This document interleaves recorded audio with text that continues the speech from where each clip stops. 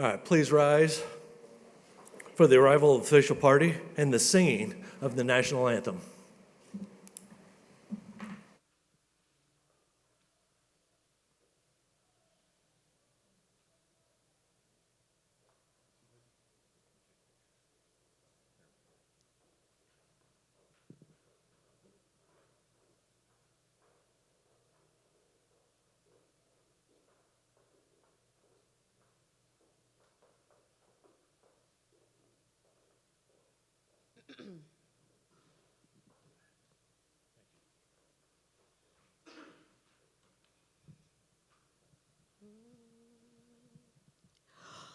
Oh, say, can you see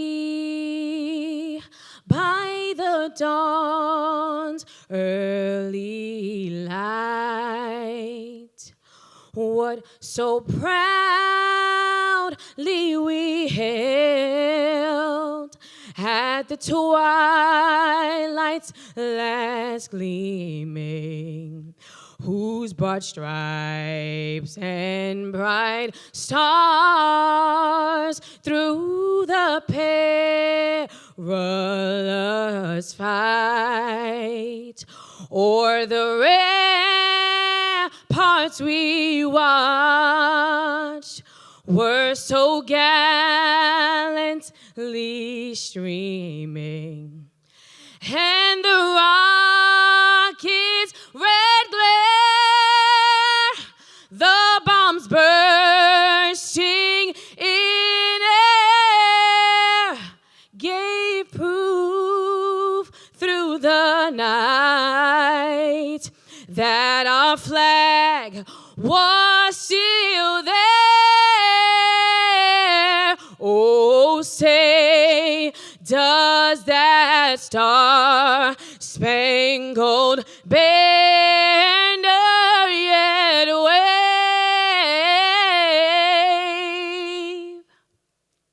o'er the land of the free and the home of the brave, the brave, the brave, the brave.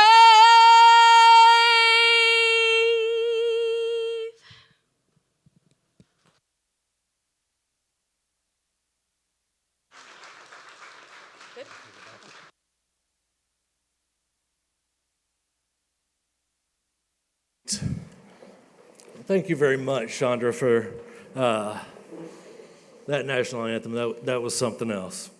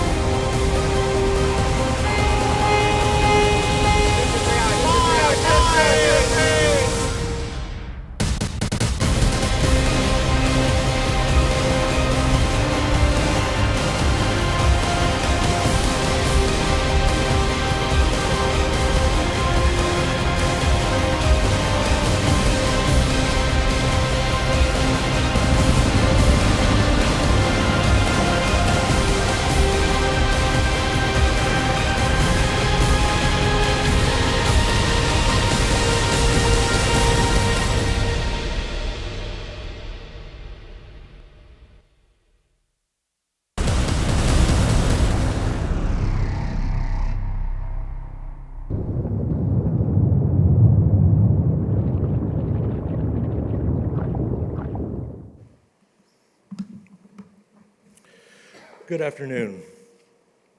On behalf of the United States Navy, PEO Team Submarine, and the entire Talent Pipeline Program team, welcome to the 2024 New York Talent Pipeline Signing Day celebration. My name is Eli Vanner, and I've had the privilege to lead the New York Talent Pipeline project for the last year. Thank you all for joining us today. We would like to especially welcome our new hires and family and friends. It is our privilege to have you with us. Signing Day is a celebration, is the accumulation of Talent Pipeline Program year. Today we're here to celebrate our progress made over the last year, celebrate the employers and their new hires, starting the career in the Defense Industrial Base. The journey started around this time last year when a group of employers confirmed to the Navy that talent acquisition and retention is a major barrier to increasing the capacity and that they are willing to do something different to overcome and accomplish this mission. Since then, this project has grown to what it is today. As of today, we are standing here announcing 19 hiring employers with 125 hires since July 1st of last year. This equates to about a 6% increase in the participating employers' workforce. Not only have we increased the overall workforce, but we have changed the mindset of the talent acquisition and retention process from hiring solely based on skill and hiring for fit and training for skill. What a huge achievement. So you may ask yourself, what changed? How did we get here? Simply put, we listened to the feedback of all the flags, and the employment partners in the room today trusted us. Based on the feedback from last year's existing flags, the biggest improvement to the program was the institution of network groups and the network coaches. As we all know, life and success are all about relationships that we create. We knew as we continued to grow, we could not compromise that. And so we began our journey in Long Island. We broke the employers up into networks and assigned them a network coach. These coaches have worked closely with each of the employers to understand their specific operational circumstances, help them think through challenges differently, develop tools based on the gaps and the needs of that individual employer, and implemented solutions based on those challenges. Also, as great coaches do, they bring teams together and create those bonds between teammates. Each network had multiple meetings this year to share best practices, lessons learned, and explore new solutions to the current challenges. During the course of the year, we have seen remarkable things come out of these events. But I believe the biggest impact is that a true team has been created. When we can get passionate industry leaders in a room together, focusing on a common mission, one comes to realize that they are part of something bigger than themselves. And when that happens, the bonds and relationships created foster the environment for high-performance teams that is necessary to accomplish the mission critical to the defense of our nation. If Admiral Papano was here today, he would describe the Talent Pipeline Project as the connective tissue in the defense industrial base. It is through this connective tissue that we are able to connect the muscles to the bone, and it's through that connective tissue that we are able to work together to form a fist instead of 5 fingers working individually. It is through that connective tissue that we are able to deliver the knockout punch to those who would threaten our very way of life, or as Admiral Caudle put last year, to ensure our service members never enter a fair fight against the enemy. Today we are here from representatives from the Navy on why the Talent Pipeline Program is so critical for our new hires that was onboarded based on the Fit First model. A veteran of the United States Army that takes pride in being able to continue to serve his country, and from 15 Long Island employers that have done the hard work to improve the talent acquisition and retention system and run a better business and increase the capacity to the Navy. But before all that, I'd like to introduce the next speaker, Joe Barto, program leader for the Navy Talent Acquisition, or the Navy Pipeline Program. In 1978, graduate from United States Military Academy, Joe began his journey of building high-performance teams in 1973 when he was recruited to play basketball at West Point under a brand-new coach who would later become the most winning coach in Division I NCAA basketball history. Mike, screw this job, Joe, I apologize. Mike Krzyzewski. See, I told you. Did I? Thank you, Joe. Drawing on his experience at West Point cadet, 20 years of officer in the United States Army, and another 20 years of running his own high-performance team, Joe has led the TPP team from 6 employers in Philadelphia region in April of 2021 to over 300 employers 3 years later in 7 regions across the United States. It is my privilege to invite to the podium Joe Barto.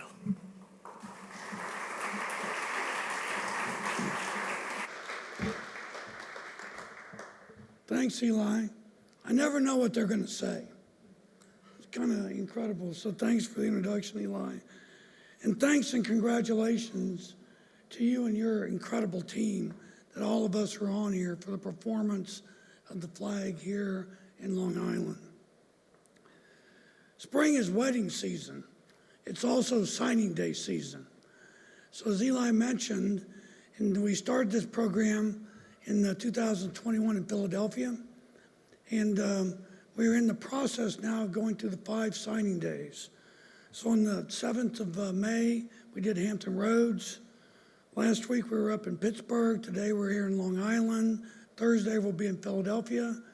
And then next Thursday on the 30th of May, we're going to be doing the Boston region flag signing day in Boston, and also making that the national signing day, the first signing day for the entire program as we now launch into our national rollout. I would have to be remiss if we didn't talk here about kind of where we've been, where we're at, and where we're going. So as everybody knows in this program, it's not how many you hire, it's how many you keep. It's also a self-licking ice cream cone.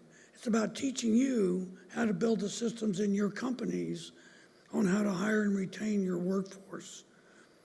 So the first year in the program, we had 24 employers that hired 259 new hires and was able to retain 165, so around a 70% first-year retention rate.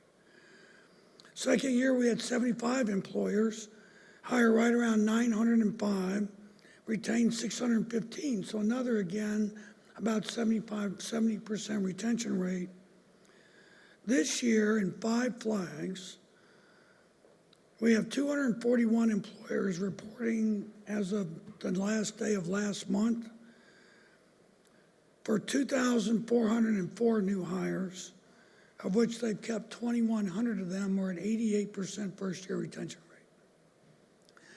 Now, I'm not sure what right looks like, but I think that's it. So I couldn't be more proud of the performance as we continue to grow the program. So my friend Erica Logan is here, and if she was going to come to the podium, she'd say, yeah, well, we have to have 14,000. You never get all the things that you want.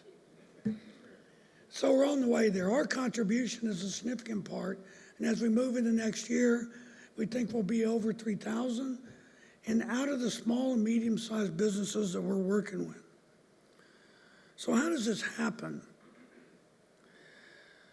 I think every day, every morning when you wake up, you get a choice. You can either look for something bad, and I guarantee you will find it, because there's a lot of challenges out there. On the other hand, if you look for something good, you will find that too. And I will tell you, the key to success of this program is each of you have said that I'm going to own this problem, and I believe that the American workforce can help me run a better business. That's looking for something good. And each of you in this room today have found something good. And our focus is if we find good things and keep doing more of them, it won't give us time to think about the bad anymore. Not in a Pollyannish way, but we know that the success of the program is when a leader says, I'm going to own it, I'm going to do something different, and I'm going to make sure that what we did, something different, sticks. I also don't want to overlook the new hires. I always get excited when I go out and start talking to the new hires. But I have a charge for you too. The companies that are here today look for something good, and they found you. Now I charge each new hire, when you get up every day, you need to look for something good as well. So when you go to work, one is get there on time, be ready to learn, be ready to do something different, and if you have a question, raise your hand, somebody will answer your question. You have to cash the check that your employer has made for you. You have to demonstrate that the American youth of today is one of the powers of our country because you deliver it and you are 100 times better than my generation of leaders that were young people that came into the workforce in the 70s and 80s.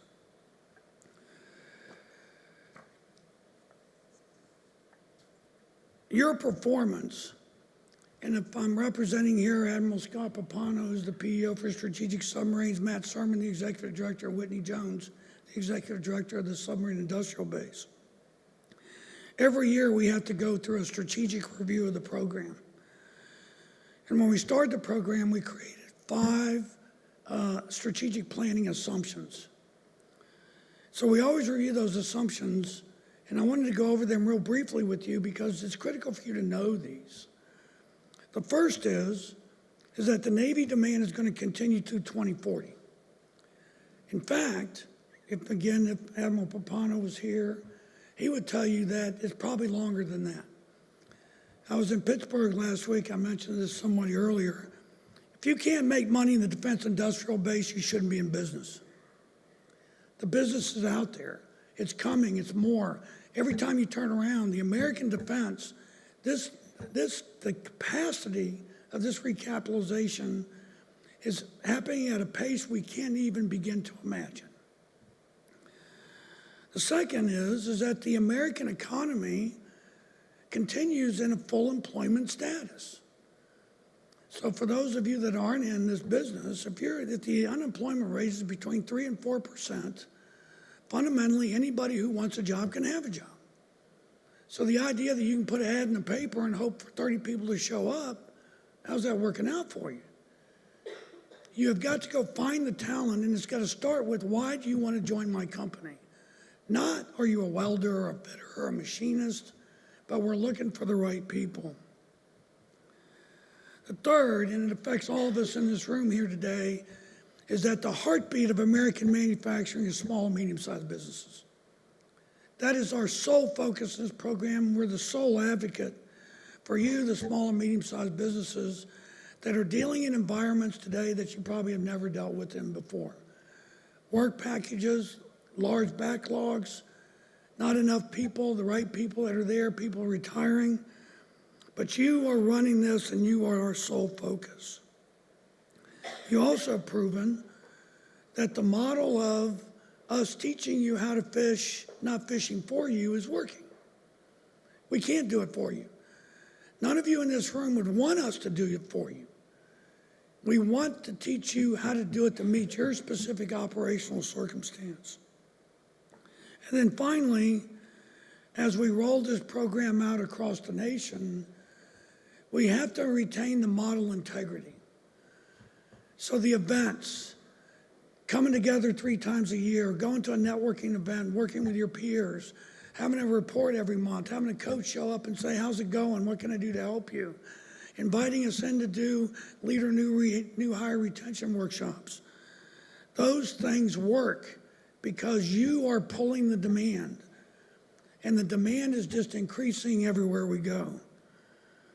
We're really proud that the Navy approved this year that we're going to organically grow the 5 flags, Hampton Roads, Pittsburgh, Philadelphia, Boston, and Long Island into next year. 2 weeks ago, Admiral Todd Weeks chaired the Demand Signal Roundtable in Southern California. At that roundtable, we had 60 employers already in that program before we ever got out of the gate. Half of those were because the companies in the other 5 flags recommended their friends and neighbors to join the program in Southern California. Huge statement in the confidence of what we're trying to get done here.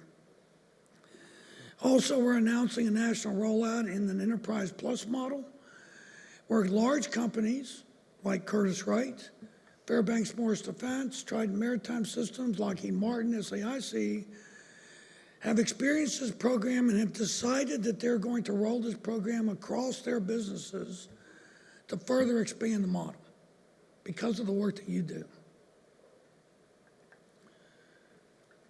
So my thanks as the program leader to the whole team, and that's the employers, the training providers, the facilitators, certainly the United States Navy. I will contend that the greatest factor of success is the unqualified support by the United States Navy to support this program, both emotionally and physically, as they're here today to continue to celebrate with us, and all the things that we're doing as we work together to a common mission. This program is what's right and good about American manufacturing. Once again, answering our nation's call to arms. You are as important as anybody else in the services, uniformed services or not.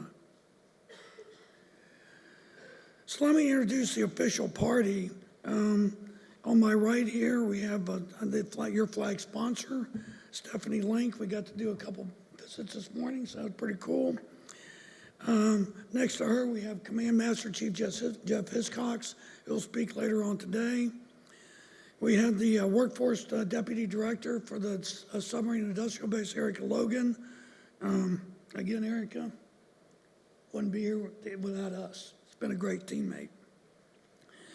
And then we have our guest speaker coming later on to represent this region, Ryan Howe, the president of Howe Machine and Tool, and one of his brand new hires, Josh Siegel, who will speak later on today. For special recognition, we wouldn't be here without some of the people that are sitting on the front row.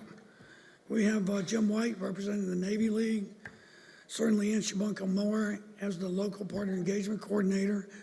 When we come to a new region, there's no way that we could ever get foothold in the new region without people helping us understand that region. So both of you, we really appreciate that.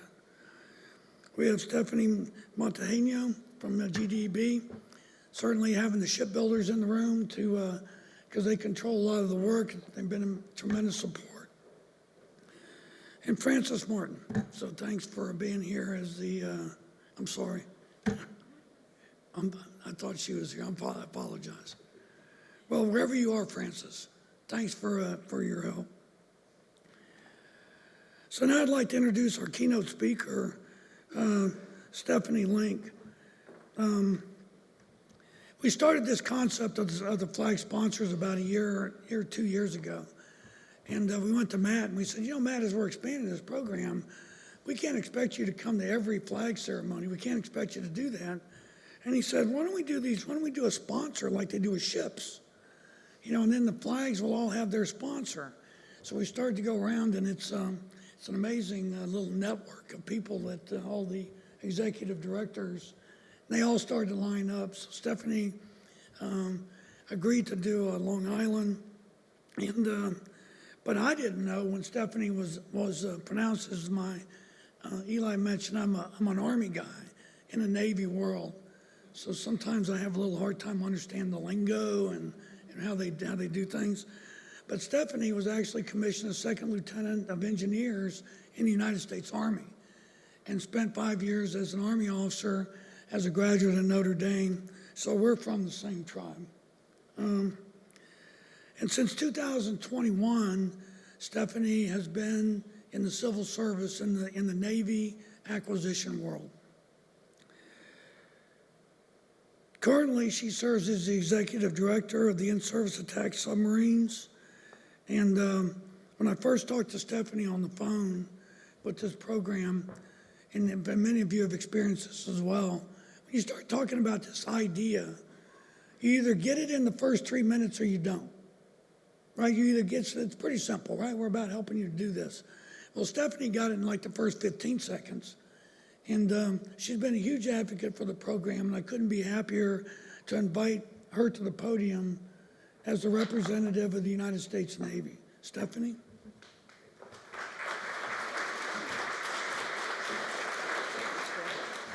Appreciate it.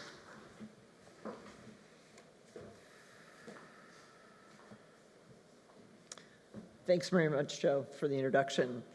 And ladies and gentlemen, good afternoon. And welcome again to this very important day as we do the signing day for the talent pipeline here in Long Island. I'm very honored and excited to be back here again. I was here last fall when we kicked this off, I think in this very same room and right next door. And I think the weather is even better today than it was in October when I was here.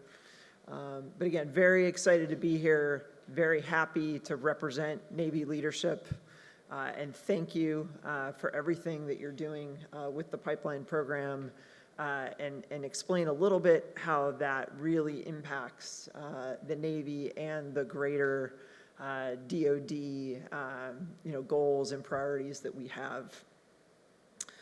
So today really is a significant milestone for not only each of the individuals who have become a part of this program and who are now going to be employees of the different companies, right? But also the companies and the various learning and local organizations that have been a part of this and have allowed it to take off.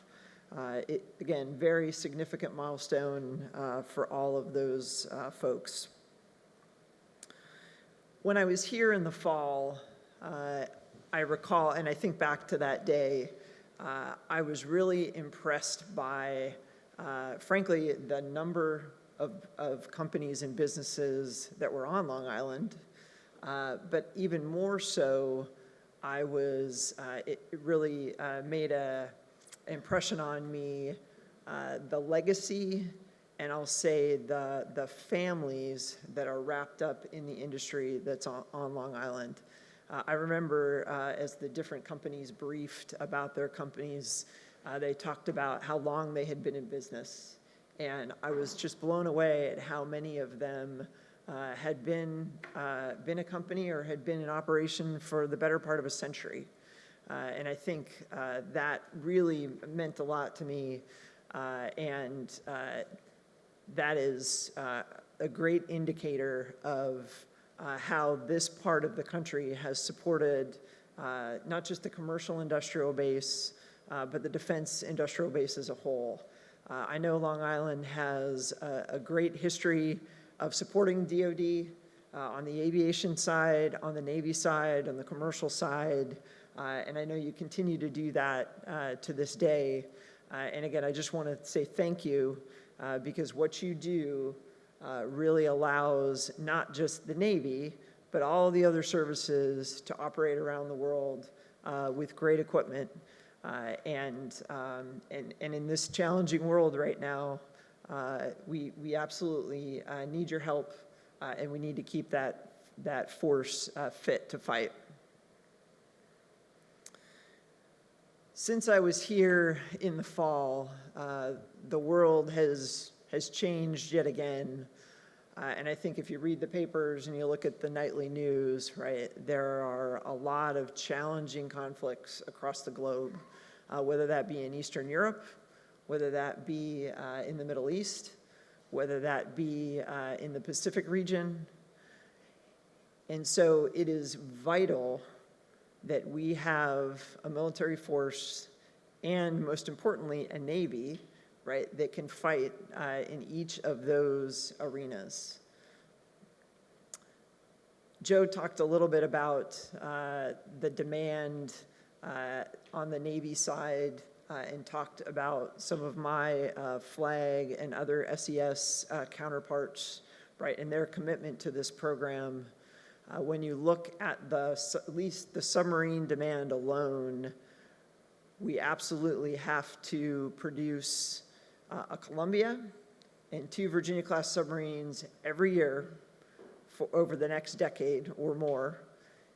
But we also have to sustain the ones that we have that are out in the fight. And that is near and dear to my heart because my portfolio in the Navy leadership is those fast attack submarines that are out there fighting today or preparing to fight today.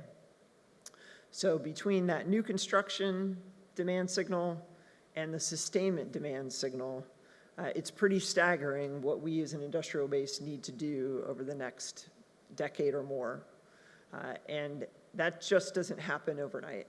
That happens because we have multiple levels of the industrial base that support, whether that be the shipbuilders, whether that be public naval shipyards, whether that be regional maintenance facilities, whether that's NAVSUP or Defense Logistics Agency, and all of the suppliers and sub-tier suppliers that support that.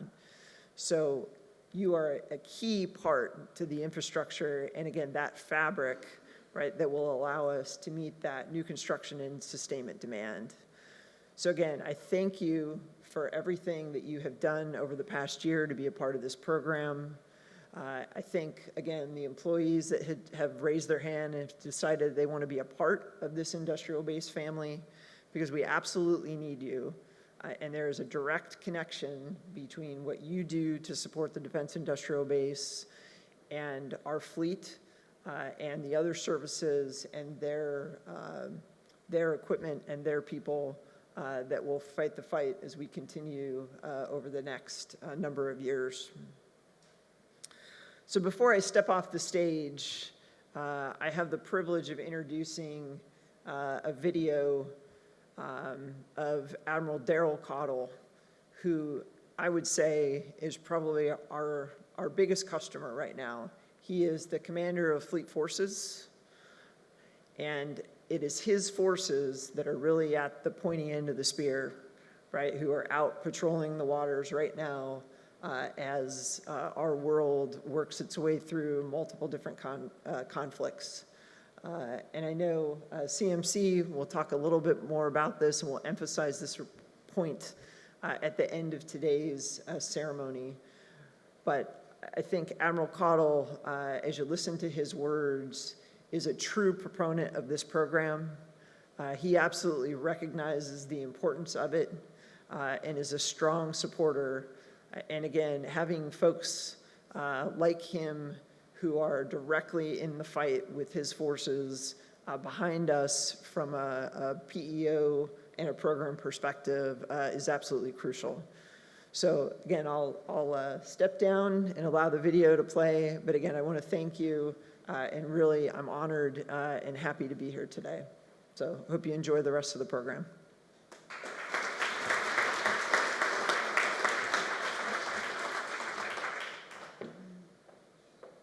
Ladies and gentlemen, it is an honor for me to address you virtually today as we celebrate those completing the 2024 Talent Pipeline Program. To the employers, employees, and your families, congratulations, or as we say in the Navy, bravo Zulu, shipmates.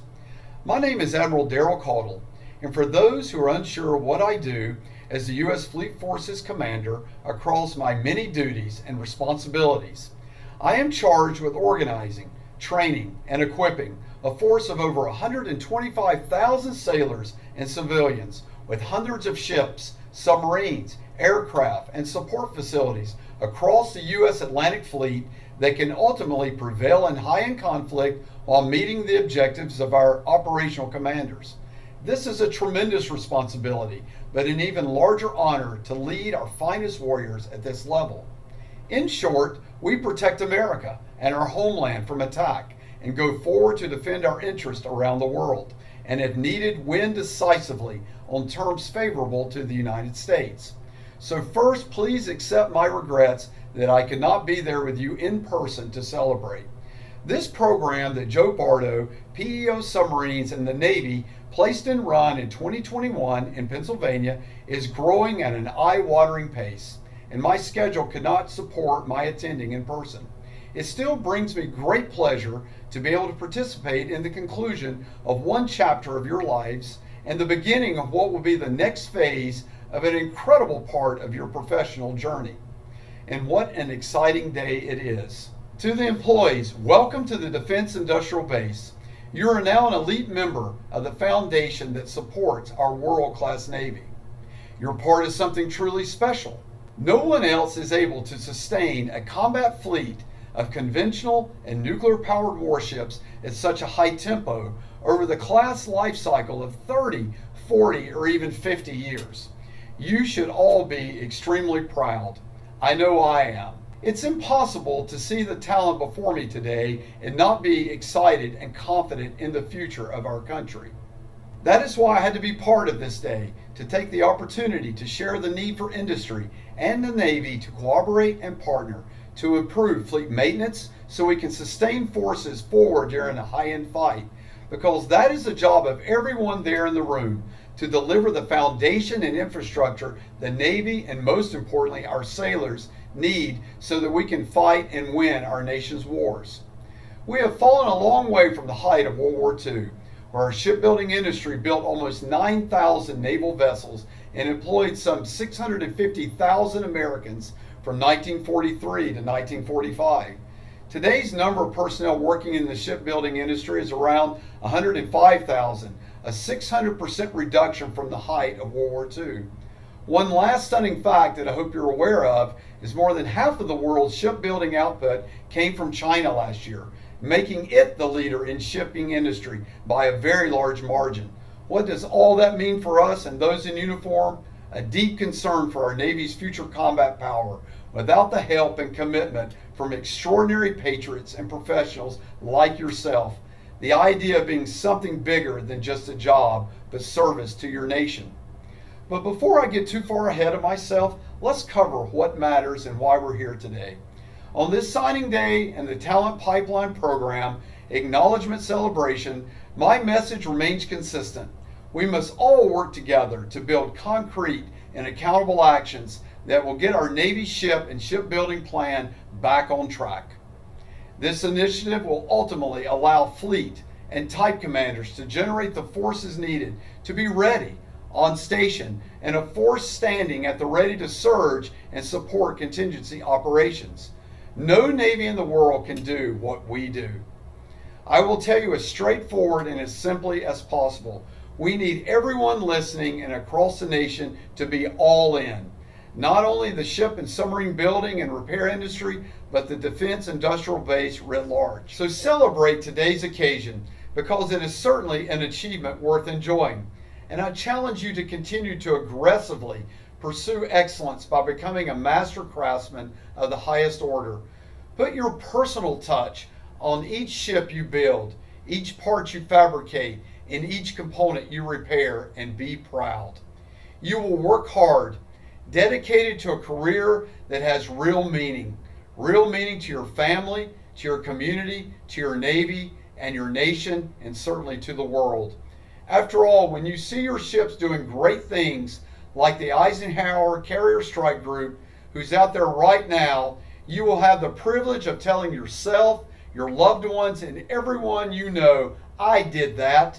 I helped make my country safe and secure today. I do it every day. Thank you and congratulations, shipmates.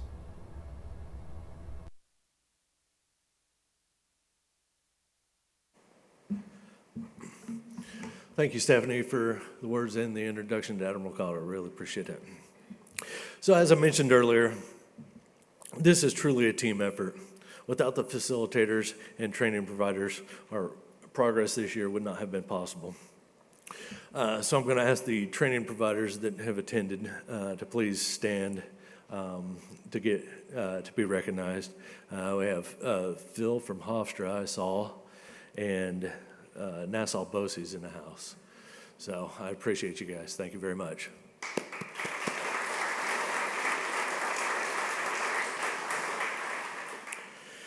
And now, our facilitator partners in the audience, again, stand to be recognized. I got the Submarine Industrial Base, Nassau County Department of Labor, Ignite Long Island.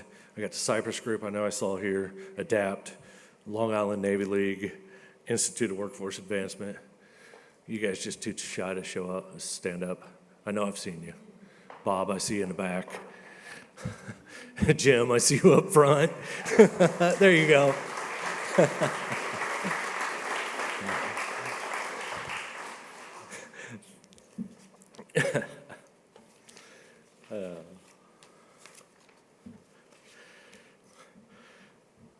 Okay. We'll just skip over to that one. So as I mentioned earlier, the mindset has shifted from hire for fit to hire for fit and train for skill. Our next speaker here today represents the core of that mindset.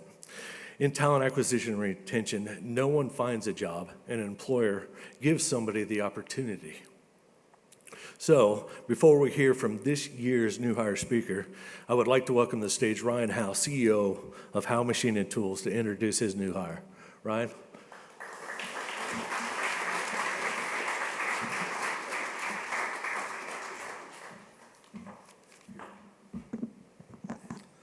I thought I had a lot more time before you were going to call me up. All right, good evening, ladies and gentlemen. My name is Ryan Howe. I'm the proud owner of Howe Machine and Tool, a veteran-owned small business that's been in my family for 3 generations. Howe Machine has been supporting our military since 1953. Our company has greatly benefited from this program, particularly in leadership training and employee engagement. The first time Eli came to our shop, his insight made a significant impact. It was so valuable that I invited him to come back and train more employees. Though the past year working with the talent pipeline, we have hired 4 exceptional individuals. One of them is with me here today, Josh Siegel. Thank you for supporting this vital initiative and for your dedication to developing the skilled workers. It's partnerships like this that drive our industry forward and ensure our nation's security. Thank you.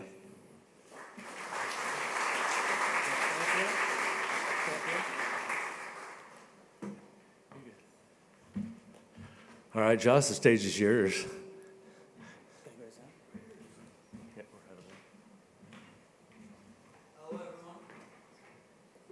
Josh. Oh. I had a little bit of a speech prepared, but I just want to say it's a huge honor to be here speaking in front of everyone. At first, when I got the job, I didn't even know I would be making parts for the Navy and the Marines. This is actually a true honor because my grandfather was in the Navy himself. So I'm hoping he's up there looking down at me making these parts and he's like proud of me. So I do have a little bit of a speech, just a quick one. So before this, I was a street musician actually. Playing saxophone in front of like a Cunningham or a 7-Eleven in town. And I gotta say, it's incredible to be a part of something that contributes to such an important mission, and going from something that was on a mission myself to just be a part of something. I knew that staying around and sitting at home doing nothing wasn't it, and I knew could get a lot from learning at a workforce. So Webster's Dictionary defines a career as a profession for which one trains, which is undertaking a permittable calling. For me, it's something you love doing so much that you could even do it without even getting paid. Now, let's be real, everybody. Having a dependable income is amazing. It's incredible to think how day to day I'm always going in, trying to put my best forward, and having the money to really build off that and build a life for myself. It feels great to be a productive member of society again. I was a street musician, and that was my career choice. But I was afraid this lifestyle, fun, inspiring, didn't have enough money to really keep everything going as a real career. And that's when I was really at my peak, trying my hardest. It was a nice day, pretty sunny out, and I had a guy who absolutely loved my solo. I was playing Baker Street by Jerry Rafferty, and he's like, "Oh, I love that. Play the second half on my way out of the 7-Eleven." Okay, cool. He comes out of the 7-Eleven. I play the second half for him. He puts a 10 in my case. Already days off to a great start. $10 in my case. Then Ryan comes by. He sees me. He puts 11 in my case. Just putting that little bit of like, you know what? I see you already got something there. And I saw he was going to put $1 in there, but then he put 10 in there. And it's because he believed in me. So I'm just so grateful to have an employer that believed in me. And I wish that this is almost like a song that could be sung throughout the nation to not be lazy and put work forward and seize all and any opportunities. Because now here I am, a productive member of society again, thanks to Ryan, thanks to my mom. Shout out to my mom over there in the front. Honestly, I came home and I had this talker in me that emerged when I met Ryan, and he left me with his card, and I came home that day, and I'm like, "Oh, Mom, she's like one of those, like, conversations where it's like, well, where are you at with life? And I'm like, well, I'm still doing the street musician thing. Oh, you're not getting a real job yet? Well, I have this card. I could see where that takes me. So it's amazing to see in how such a short amount of time, how far I've come. Thank you, Ryan, and thank you all for this amazing opportunity. I really love the support. Thank you all.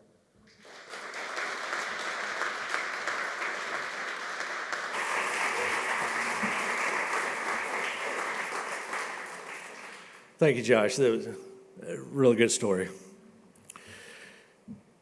All right, now for the main event. The next portion of the program, we will hear from employers who will speak on their journey through the program. After their speeches, we will invite each employer partner and their new hire representatives with them here today on stage to be recognized for their achievements. Employers will receive a plaque in recognition for their hard work and dedication to recruit, hire, onboard, and retain the critical teammates needed to increase the capacity of the defense industrial base. Each new hire will receive a challenge coin.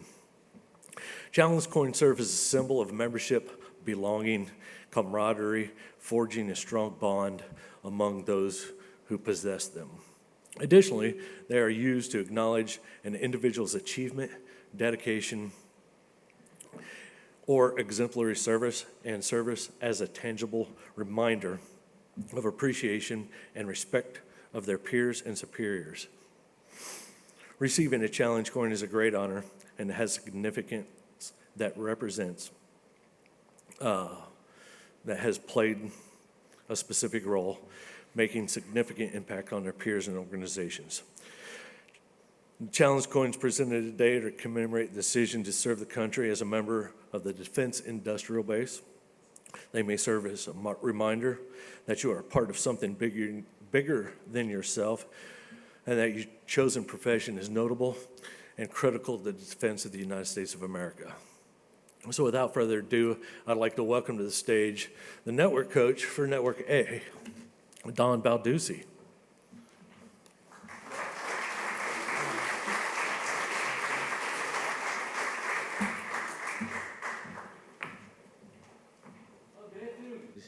As Eli said, I got the pleasure of being the coach for Network A here on Long Island.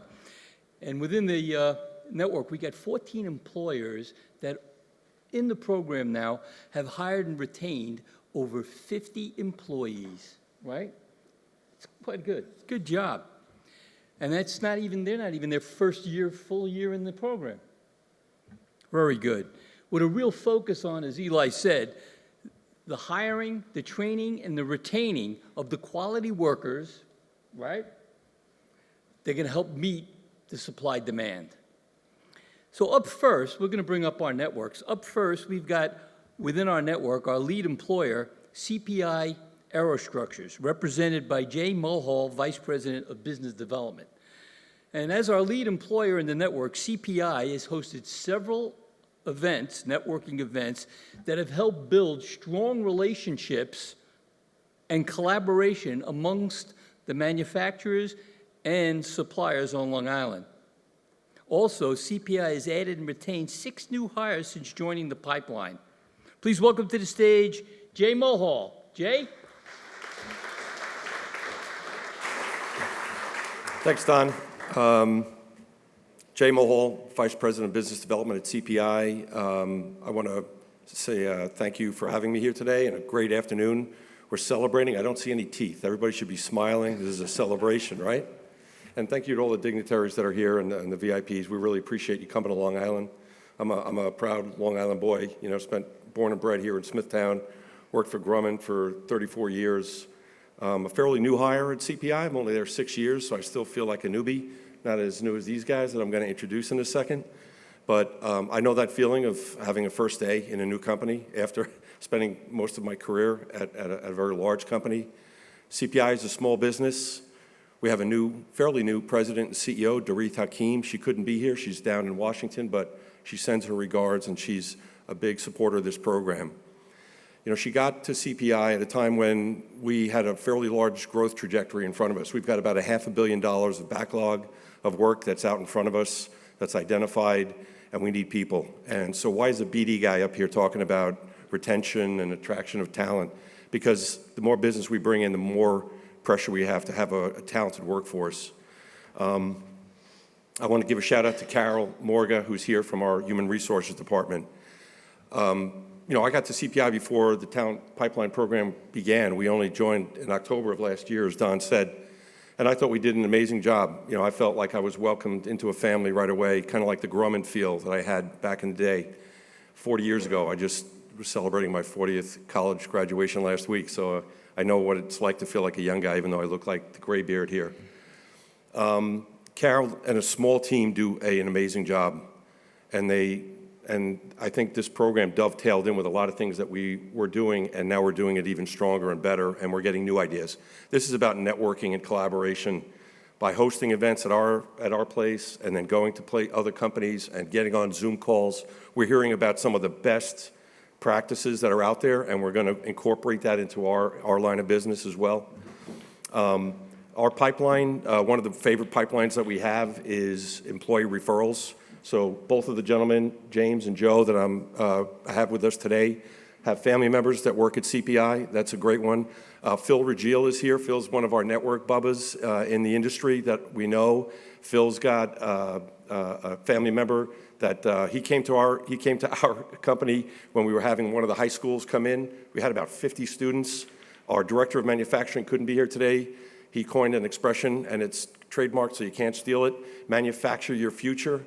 And we give everybody CPI T-shirts, and we asked Phil and the Labor Department and local congressman's staff to come to CPI, and from that class, Phil's family member became another employee at CPI. So we're really proud of the different pipelines that we support. We thank the program. It's had a huge effect, and we have a lot of growth that's still out in front of us.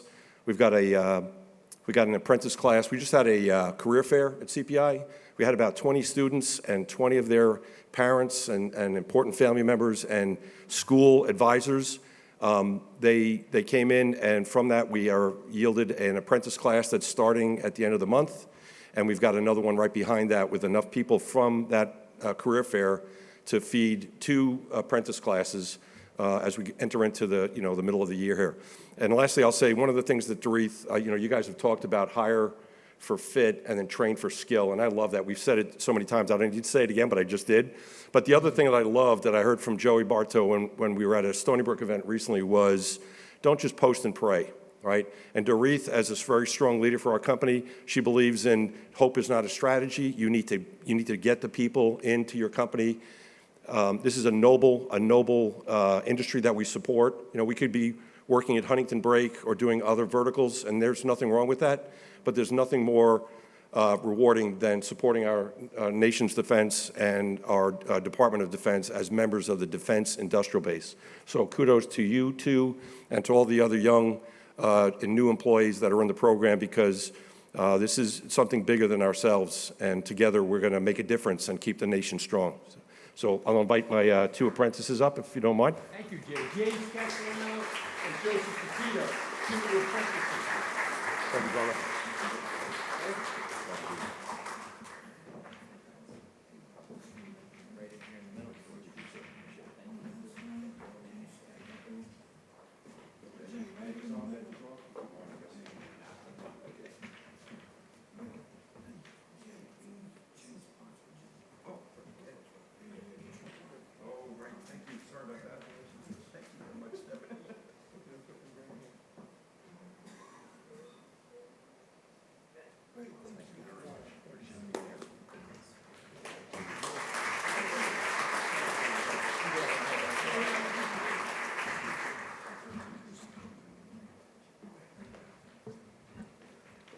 Nice, nice.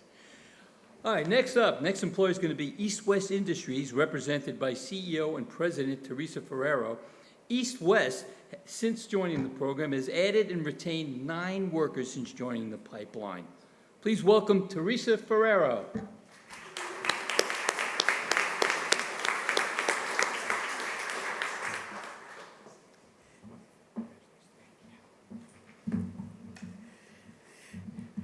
So first of all, I have to say, do you have to have me follow Jay? Because that's always a tough follow. So good job, Jay. But first of all, I want to thank those in attendance, but Eli, Joe, Don, everyone has been great, all our partners in this. This really, truly is a fantastic opportunity, and I'm looking forward to the growth from here. But just to tell everybody, East West, we are a woman-owned small business manufacturing company here on Long Island for 55 years. So Stefanie, when we talk about the longevity, that's truly what it is. You know, our products, we support our military troops. We produce helicopter seating systems, fixed-wing seating systems, oxygen and survival kits, everything to make sure that our warfighters come home safely to their families. That's our motto. But early on, we joined the TPP program, and we saw value in it because we saw that on Long Island, all manufacturers struggle with getting employees. And East West was going through a very big growth period, and we recognized that we needed to be part of that. So we're looking forward to this. And yes, as Don mentioned, we hired 9 employees over this past year. One who I have with us here today, U.S. Army, Adam O'Reilly, not only Officer O'Reilly, but he is a CH-47 Chinook pilot, which is awesome. He just transitioned from the military to East West and brings tremendous value. But with us also today, I have Trish Romano and Kelly Drew, have been a great partner with Don on this program and have really been able to help us gain those 9 employees through a lot of the tasks and the opportunities. But our big challenge right now is retention. And that's what Don and I have been talking about. The retention, really, we can gain them, but we need to make sure that we can retain them. So being part of the TPP program definitely enables us to gain other tools. As Jay said, we collaborate with other manufacturers. We're not competitors in this world. We want to all work together. So we congratulate the new hires. We thank you for all your support, and we look forward to a successful continuation of this program. Thank you, Teresa. Adam O'Reilly. Adam, come on.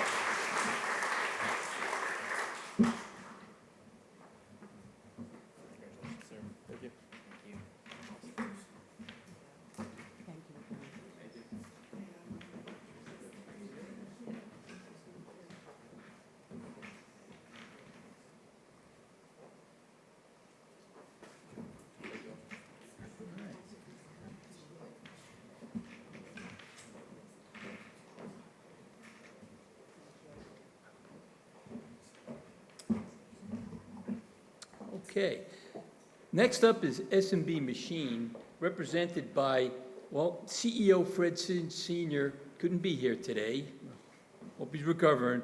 But we got Mike Sinn, production manager. And S&B has been able to add a new hire since joining the program. Please welcome Mike Sinn. Mike?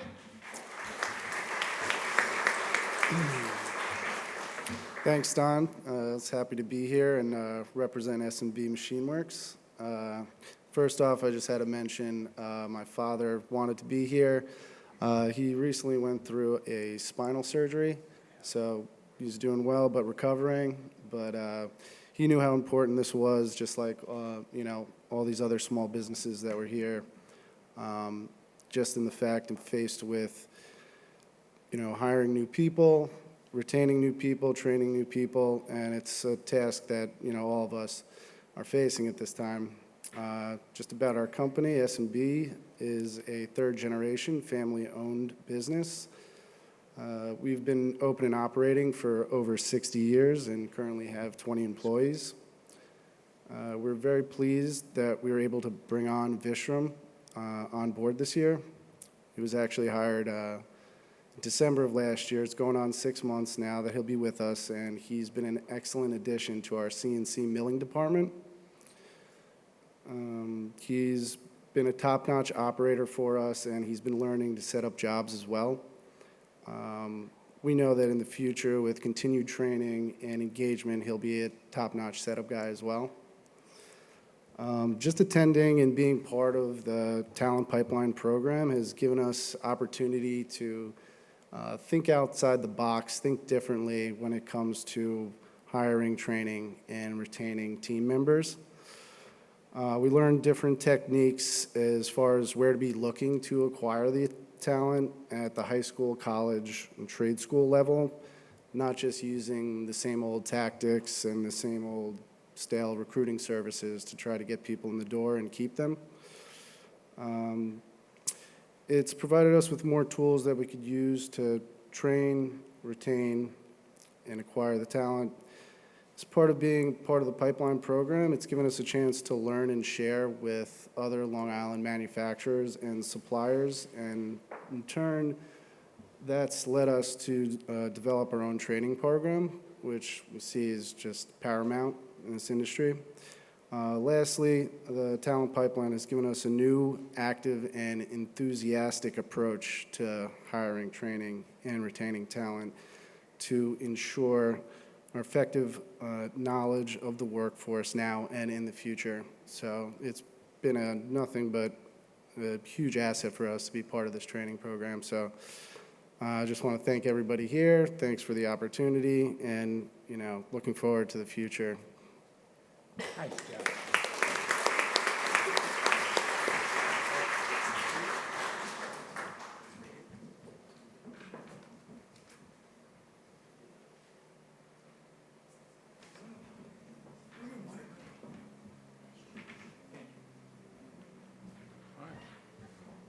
Mike Sinn. Our next employer up is TwinCo Manufacturing, represented by President Patrick Rogers, and TwinCo has been able to add and retain 4 workers since joining the program. Patrick, welcome. Hi, everyone. Thanks for having me. I'm Pat Rogers, president of TwinCo Manufacturing. We are a third-generation, family-owned and operated company. We produce electromechanical assemblies for the transportation industry. Since inception into the TPP program, we've actually added to that number. We're up to 5 new hires. We recently had another new hire within the industry. And we found the most success, as much of you have been aware, with the best fit system. Prior to inception into the program, our company focused more on skills rather than best fit for our culture. Because of that, we oftentimes had a hard time retaining employees. Since then, all 5 employees have been retained. We focus more on best fit for our culture rather than the skills. We primarily focus on our training programs on the back end to support the needs of the organization in a whole. Since being a part of the program as well, the collaboration efforts between companies have been instrumental in retaining employees. Being able to bounce ideas off of other companies and deal with other organizations in a manner that helped the Long Island organization has been instrumental in our success. We look forward to the future and are excited about the program and what it has to offer. Thanks for having me.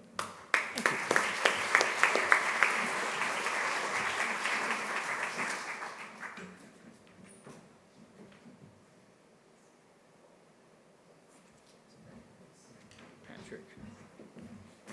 Okay, next up is Sensaras, represented by CEO Glen Melder, and Sensaras has been able to add 3 new hires and retain them since joining the pipeline.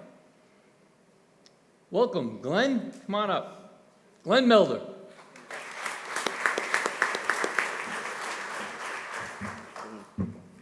Thanks, Don. As Don said, I'm Glen Melder, the Chief Executive Officer of Sensaras. We design and manufacture ultrasonic level sensing devices. We're relatively a young company. We were founded in 2013. Currently, we build about 12 different level sensors for the Navy through Electric Boat and NAVSUB. Since 2015, we've supplied the Navy with about 300 different level sensors.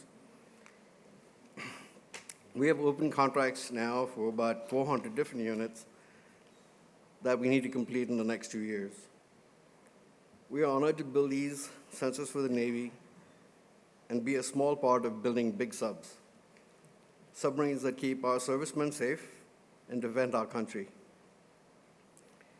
We are privileged to be a part of the NYTPP. Since joining the program, we have hired 3 new employees. 1 had to leave. Yeah. We chose the Leadership Retention Training Program. Don came to our office, had a good meeting with our CFO, Emily Putker, our managers, our leads, and a great training session. I learned quite a bit from it as well. We continue to encourage our employees in this manner to keep everyone involved in our mission. We will be starting with the 5-metric scorecard. That will be the next thing that we get involved with, just to make sure that our employees are engaged in what goes on in the community. After joining the program, with the direction of Jamie Moore, Maheen, and Don, we have actively been engaged in the Long Island manufacturing community. We have had several opportunities to meet our fellow manufacturers, to hear their dedication and the amazing work that they do. Long Island has a truly workforce like no one else, and we are proud to be a part of this community. We at Sensaras have taken a lot away from this program, and it's an honor to participate. Thank you, Glenn. And can you welcome up Luke Castellano and Jack Reagan? Come on up.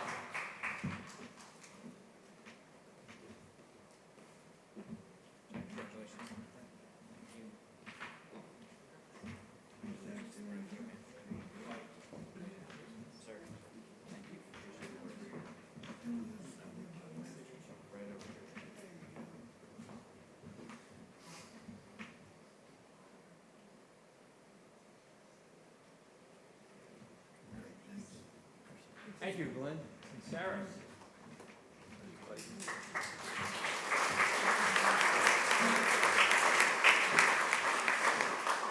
Next up, we've got Oerlikon Metco, represented by Metco President Mike Tobin, and Oerlikon has added 17 new hires since joining the pipeline. Mike, come on up. Mike Tobin.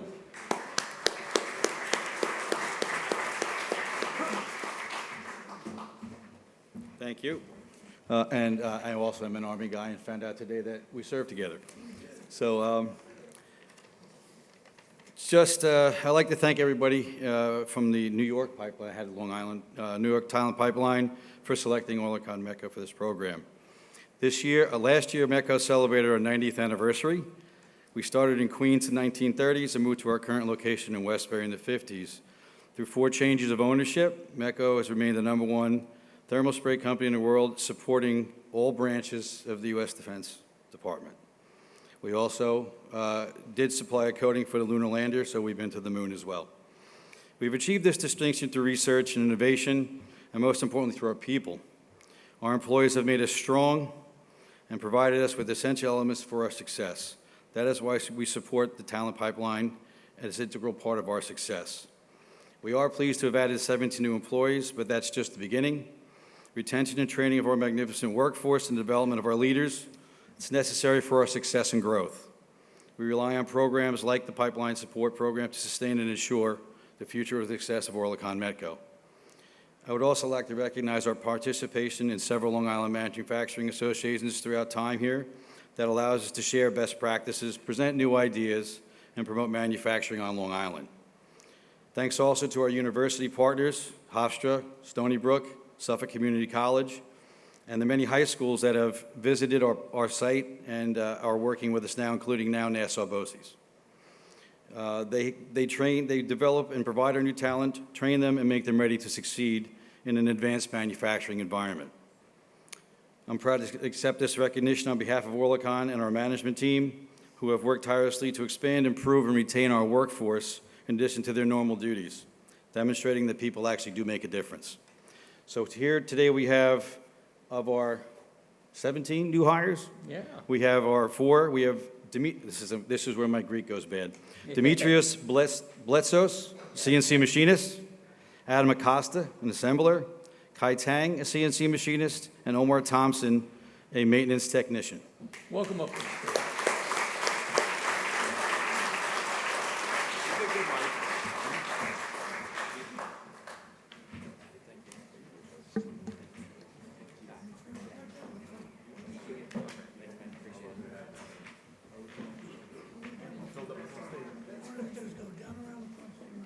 Down in the front? Yeah, sure. We got it.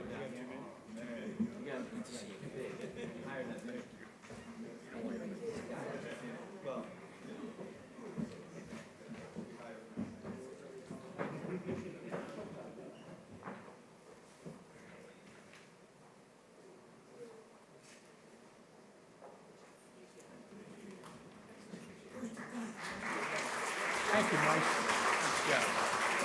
Mike Tobin. All right, our next employer up is Globe Grinding, represented by owner Rob Rapisarda.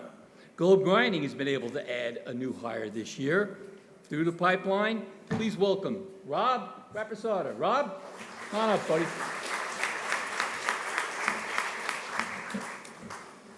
Hello, everyone.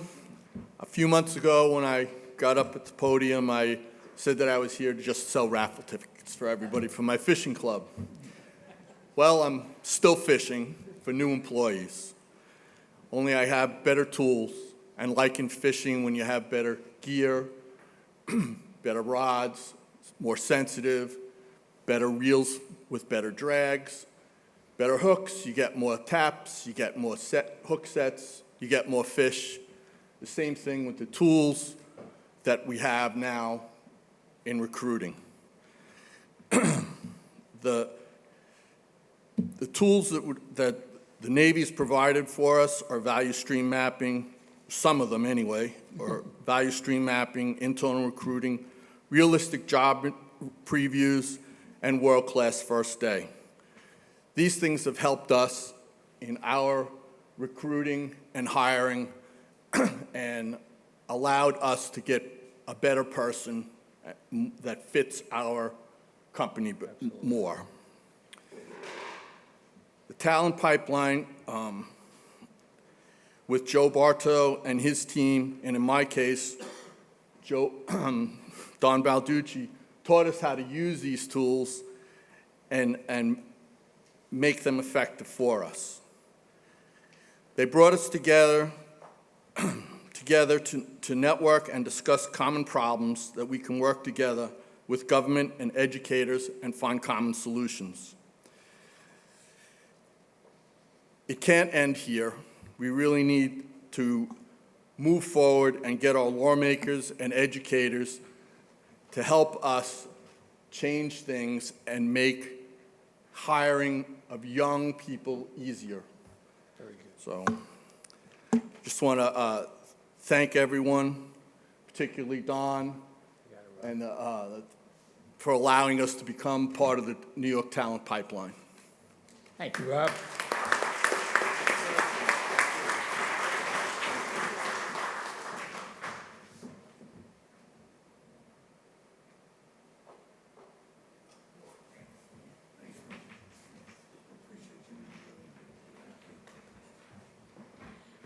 Okay. And last but not least, we've got Artisan Machining, represented by owner Nicholas Duda. Artisan was able to hire and retain a new hire this year. Please welcome Nick. How you doing, Nick? Hey, Don, thank you. So, as a quick background, my name is Nicholas Duda. I am the owner of Artisan Machining. My father owned a business, and I always knew I wanted to own a business. So, when I joined the Navy, I picked up the rate machinery repairman, and I learned how to start machining. So, moved on. I enrolled in the machining certificate program at Suffolk Community College and simultaneously started my own small business. While searching for some overflow work, I connected with John Cacavalli, owner of Artisan Machining, which was founded in 1985. I pivoted and accepted a position at Artisan with plans to take over the company with John's retirement, which came about 3 years later. I continued to run my business at night. I have owned Artisan for about 1.5 years already. With only 10 employees, I'm sure we are one of the smallest companies enrolled in the talent pipeline. And prior to joining, our HR department was non-existent. The talent pipeline program has helped us tremendously. Here we are just some of the ways that have improved our talent pipeline. Recruiting. We have gone from very rudimentary methods from searching for talent, including job boards and Craigslist, to formalizing approach utilizing employee referral programs, leveraging retirees, and working with universities and more. Our onboarding has increased as well. Our new hires would simply show up on their first day and begin working. Now we have a formal onboarding process that begins on the day the employee is hired with an enhanced employee contract. A property tour, introductions to the team, and more detailed instructions and discussions of expectations.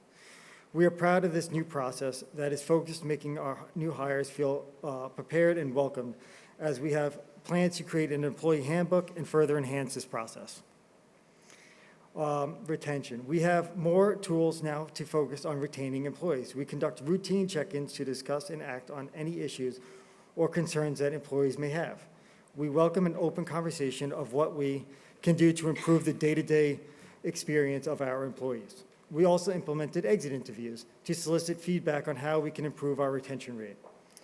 Don, I want to thank you for being such a great resource. You've been critical in keeping us on track with our talent pipeline journey. I really appreciate the time you take to schedule meetings and provide us with specific recaps of crucial information we may have missed for any events we're unable to attend. I look forward to continuing to grow as a company and being able to participate in such a welcoming and knowledgeable community. Thank you. Thank you, Nick. Nick Duda. Thank you.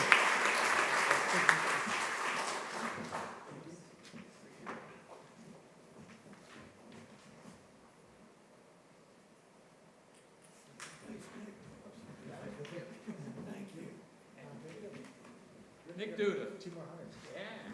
Getting him up there. All right. Next up, we've got Network B coach Eli Vanner. Eli, come on up.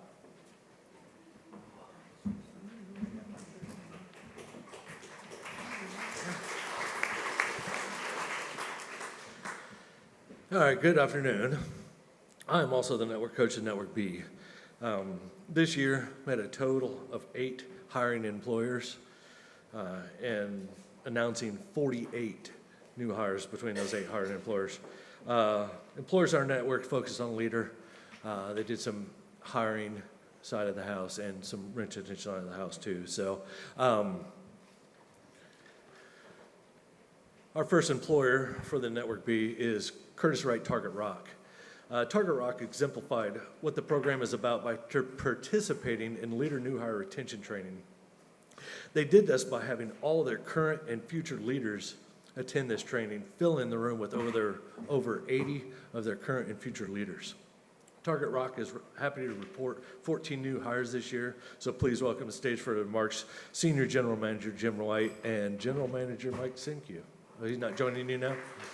I'm going to bring him up in a second.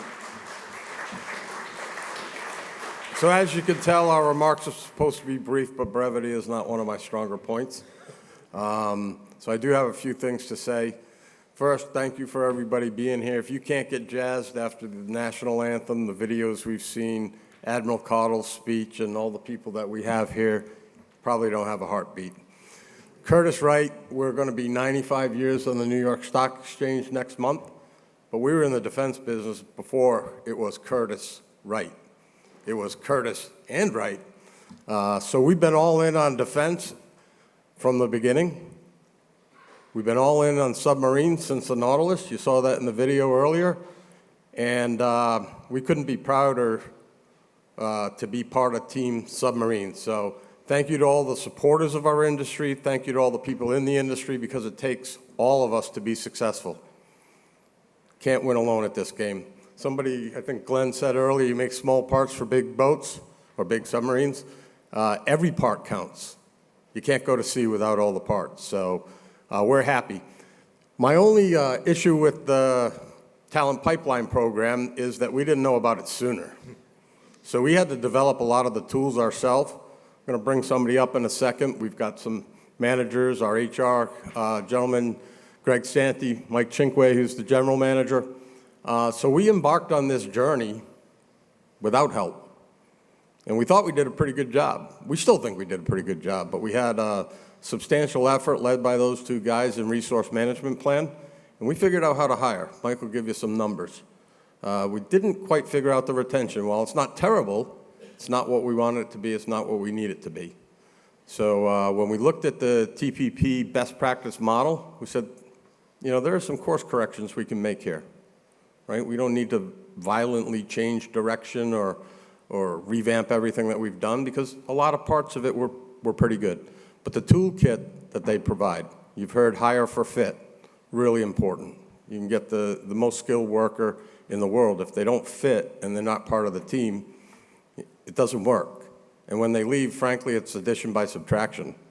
World-class first day, we were doing a version of it, but we're course correcting there. And we think the biggest value add is going to be the 5th metric scorecard.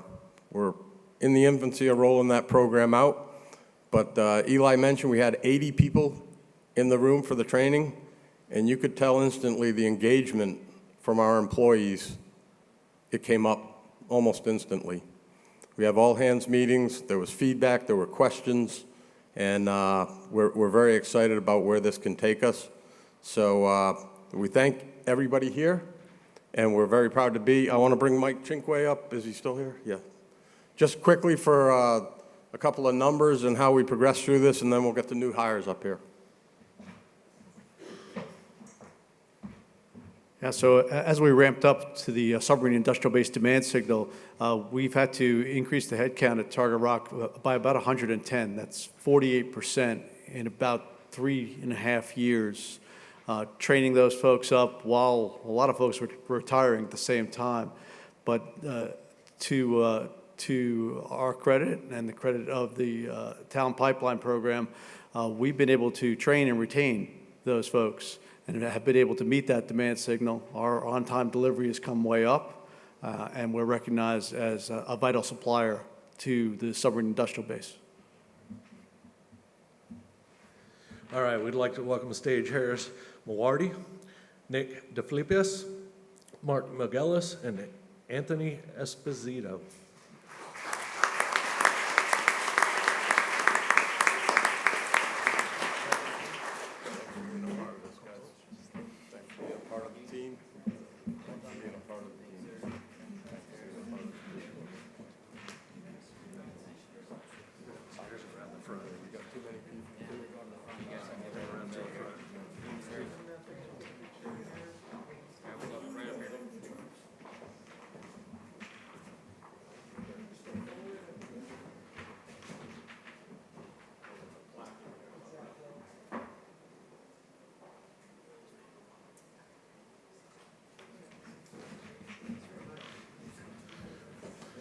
Thanks, Jim.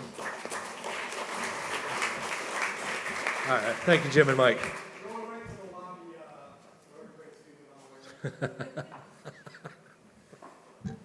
Our next employer is GSC Dynamics. GSC acted as Long Island lead partner engagement coordinator, contributing to the success of this year by finding employers and connecting them to the program. GSC is happy to report 8 new hires this year. Please welcome to the stage Ann Shybunko-Moore.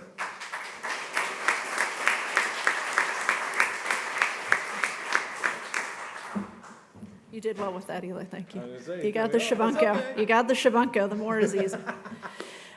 So thank you for the privilege to serve as your local partner engagement coordinator and be the voice for this program. Joe and the team, thank you for that. And as an extension of that to the SIB, I want to thank you for believing this region. And for those that have come before me at this microphone, I think it is clear, and Stefanie, you said it, there's passion, there's legacy here. There's a lot of legacy, there's a lot of pride in what we do.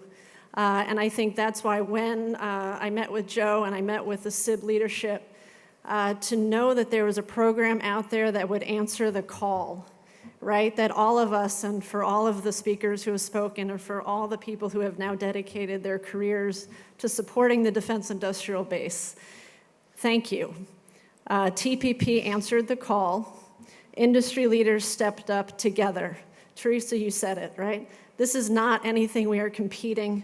This is about a region standing behind the call and making sure that we provide products and the best people to make those products for the Navy and for the broader defense industrial base. So thank you to each and every one of you who's walking across the stage or the name that is perhaps on there that is not walking. We recognize you and we are proud to have you as part of this defense industrial base. And again, thank you. Interesting to note about GSE, and part of the reason why I'm standing here. So a lot of us are aerospace companies, right? That legacy is aerospace. And in 2005, I crossed over into shipbuilding, into this whole new arena of product with the Navy. And there was a pride because the products that we are making have always been made on Long Island. And the Navy wanted to keep that product here on Long Island. And they sought out a source that would, again, answer that call to remain manufacturing those mast fairings for the submarines. And we did it. But we did it with the people that we hired, and we did it with the support of this region. We did it with the support of the economic development process that is here. I didn't do it alone. And I think that's part of what this is. This program is that we are not alone, right? We are doing this together, and we are going to continue to do this together and answer the call that the Navy has to supply products, excellent products, complex products, right? That's what Long Island is known for, the tough stuff that we do. So I thank you again for each of you for being part of this, again, in the role that I played and the role that I will continue to play as a voice and a supporter for TPP. Thank you so much again to the leadership and everyone who is here. I appreciate each and every one of you. Thank you.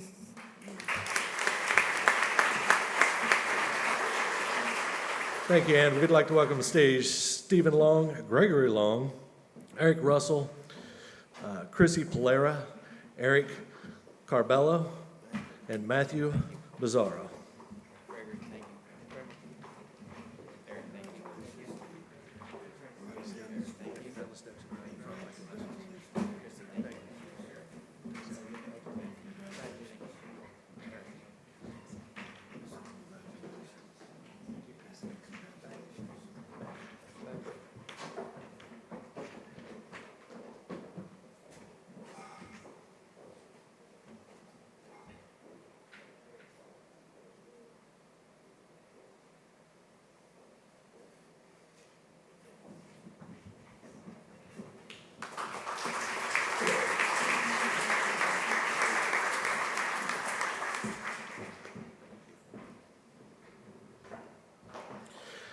Our next employer is Retlif Testing Laboratories. Retlif entered the program and pledged to pass on their best practices and report new hire data in all 3 of their plant locations in Pennsylvania, New Hampshire, and here on Long Island. Retlif is happy to report 4 new hires this year. Welcome to the stage, CEO Walter Poggi. Thank you, Eli. Thank you. I'm the youngster here with the family businesses. Well, as a second generation, only 46 years. So, you know, I bow to my elders in the audience already. So as he mentioned, we have 3 locations, so we are in 3 flags. New Hampshire, which is in the Boston region, and Philadelphia, and of course here. I think one thing I noticed, we are the only service business so far. Most of the people I see in the audience are my customers, which is great. We provide military compliance testing and electromagnetic compatibility and environmental simulation. As the scorecard shows there, we have picked up 4 new hires, 3 in New York and 1 in PA. I thought I was instructed by my HR manager, Sharon Murphy, who accompanied me, to say where we got them. So it's kind of interesting. One of them, one of the New York new hires, came back to us after 20 years as a police department, working for New York City Police Department. So he came back. Another one in New York, there was some talk about cooperation with schools. We've been sponsoring the Sachem robotics program for 25 years. So one of the new hires was a recent graduate who came on there. And then I believe the other 2 were the more traditional. One was through LinkedIn and the other one was through ZipRecruiter. So, when I look at it and I look at what TPP is doing on Long Island, there's a couple other words that came up, networking. So as I mentioned, a lot of the people in the audience are my customers, and we talk a lot. First day hire, incredibly important. Put a lot of time into that. Really interesting comment. I actually sat in an interview on a young mechanical engineer, and we were laying out the training program that we do, explaining it to him, explaining what would happen at the first day. And he said, I wouldn't be upset if the IT stuff wasn't ready yet. That sort of hit me. And I said, this is the reason why it has to be ready the first day. And the other thing, and I believe actually Jim Whitehead and I discussed this a little bit, that's incredibly important is the supervisor training and what you do with the supervisors. Because we have a rather extensive 3-month training program, but then it's over to them. And the whole thing can fall apart. There has to be the performance reviews consistently through the year and everything else. So it's been great for us. I apologize I didn't bring any of our new hires because we're a service business, and these people would be ticked off if they're not back there doing the testing that they're paying for. So thank you very much, and thank you everyone for coming today.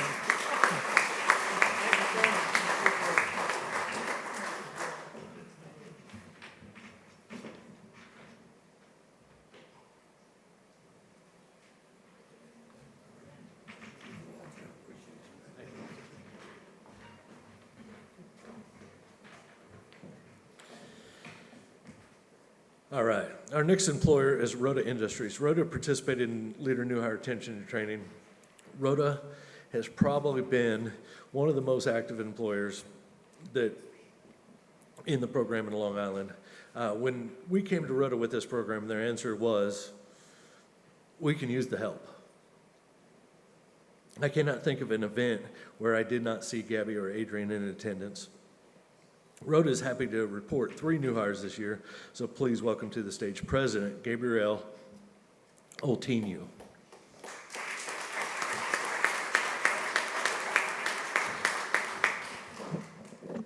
Hello, everyone. I'm a little bit nervous, sorry. So my name is Gabriel Oltinu. I'm the president of Rhoda Industries in Farmingdale, New York. We are a small company, 10 employees. And this program was amazing for us. And thank you, Eli. Thank you so much. Because, being a small company, we didn't have the HR. And this was amazing. It's a great journey. And thank you, Don. I don't see you. He was also amazing, with us. And thank you very much. I have something to say. I don't want to keep you longer. It's just amazing. I concur with everybody what everybody said before me. So thank you very much. Thank you for the service. Thank you, guys. Thank you so much. Thank you. All right. I'm humble. Thank you. All right. We'd like to welcome to the stage Nicole Golemi.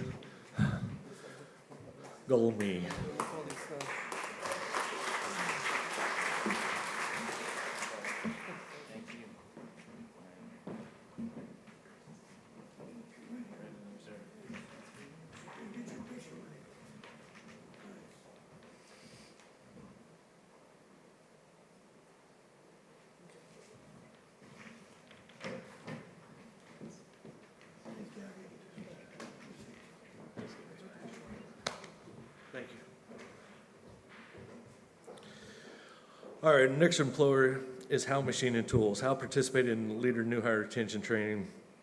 And then following the initial training, they actually asked us to come back and teach the rest of their shop, which left almost nobody working, but it was that important to them. So I would like to welcome to the stage President and CEO Ryan Howe, wherever you ran off to. There you are.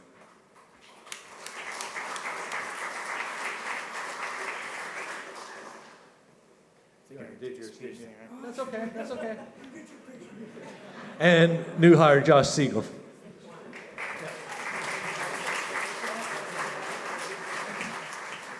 Great speech. Thank you. Thank you.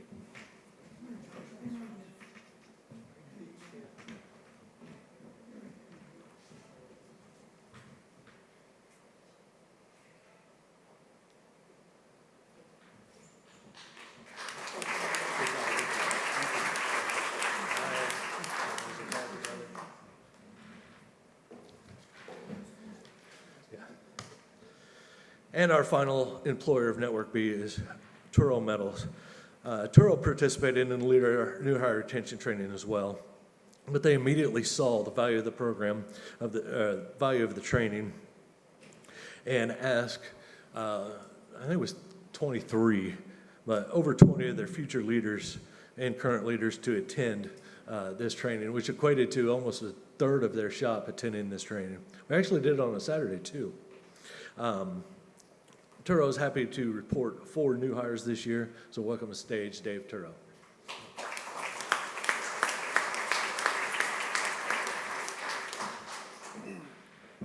Thank you, Eli. Thank you, Joe. Thank you, Stefanie. Thank you, Jeff. So, you know, when I think about the program, what comes to mind is 4 words. It's solving national problems locally, right? And that's what America's about. It's about ownership, accountability, and responsibility. And through the collaboration and the networks that we've developed, I find us holding each other accountable to a higher standard.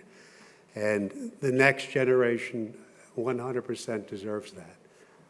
I've been blessed with great mentors, and I know you were with your dad, you know, and that's what a family business is all about. It's the next generation looking out for it's the current generation looking out for the next generation, and that's an ongoing cycle, and that's what makes this special. So we, within 75 minutes of doing our first value stream mapping exercise, realized that our current pipeline was not sufficient to take us to where we wanted to go. And through that, we worked with Suffolk County Community College, with Ignite, a big part of that, and we just had 11 students who were in high school take 180 hours of CNC machining in the evening while still completing their senior year of high school. All 11 completed the course. We had a valedictorian, we had a salutatorian, we had 5 who don't have plans to immediately enter college. And what I love about manufacturing is it takes a physicist and it takes somebody who can take the collet out of the machine to create the future. And I think the Navy exemplifies that. You have some of the smartest people with the highest degrees, and you have the guy that knows how to turn the wrench and get the nut off when it's stuck. And, you know, it takes that depth of diversity. So, you know, I have Jackie, who is our talent coordinator. We hired her. We actually realized a few things, you know, those aha moments. I haven't heard that today. I haven't heard the aha moment, but, you know, one of the aha moments we had early on was the most important people we have are the people that currently work for us. And we sat down and we looked at 7 positions we needed to fill immediately. And we said, my goodness, the only way we're going to fill that is with the 62 people that currently work here. So it made us do a talent inventory, and that's creating a vacuum for new people to enter the firm. So it's like any tool. It's got to be put in the hand of a craft person, and we have to own the tool and ideas are the most valuable thing that somebody can bring. I think we had arrived at some of the important conclusions that are the underpinning tenets that hire for fit, not skill, and promote from within whenever possible. That's what we've done. So, yeah, I'm looking forward to the beginning of a pipeline. And, you know, a pipeline's a pretty cool thing because it has no end and it has no beginning. It's continuous. So thank you very much. Thank you, Dave. And we'd like to welcome to the stage Jacqueline Moore.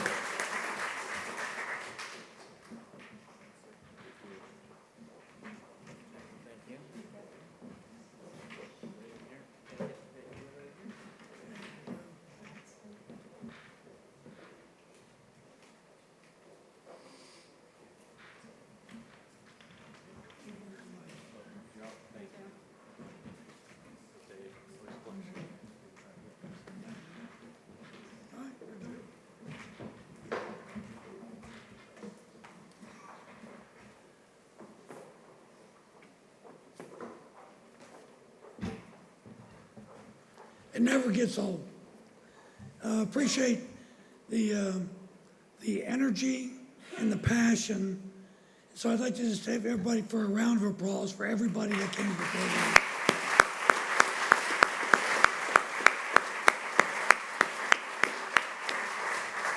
I also run a family-run business, and we were the very first company in the program, so I get to go get my plaque in my neighborhood in Hampton Roads as we continue to grow and apply all the lessons learned that we do every day in my company. So thank you for that. And that we gave you a logo or a QR code today. Even though I was a big fan of every employer gets to come to the podium, my good friends at the Navy said we couldn't be here for 7 hours. Because we go around to the other programs, you know, in Philadelphia where you have 72 companies, we're going to 100 there this year.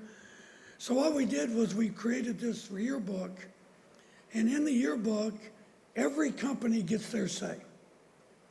And it's a short testimonial for the program. So if you want to feel the emotion of being something bigger than yourself, download it, take a look at this, and you'll hear what those other companies like you are dealing with every day. So I told you earlier we're growing, and as we grow, we've got to continue to look at how we lead this program in a meaningful way. So today also announces what we call the changes of command. As most of you know, Admiral Todd Weeks, who is currently the PEO for Underwater Systems, I don't think I got that right, but is on June 5th will assume command of the Program Executive Officer of Strategic Submarines. Our current sponsor is getting his 3rd star and going to be the Principal Military Deputy to the Secretary of the Navy. Also part saying that the Navy's supporting this. So I'm really proud today to announce that Eli Vanner, who's been running this program, has been selected to be the primary author of the annual report. So one of the things we produce every year is an annual report on the entire program.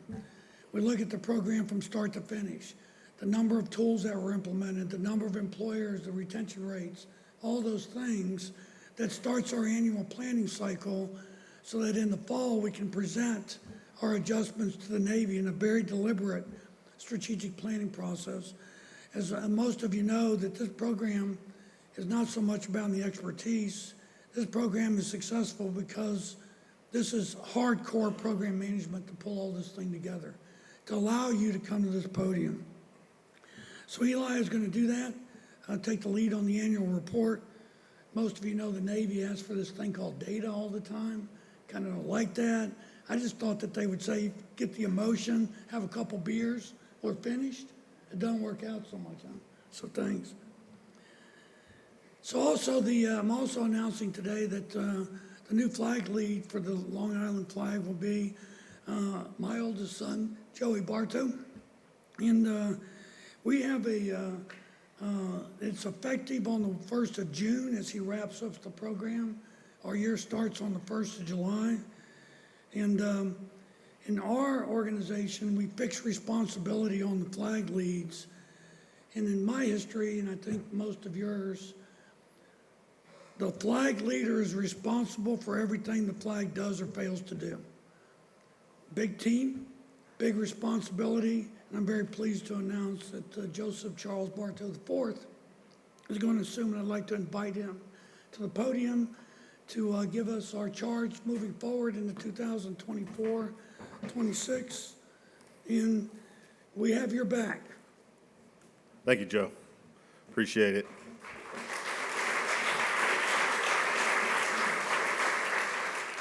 Before I close it out and turn it over to the Command Master Chief to give some final words, I'd first like to recognize Cohort 2.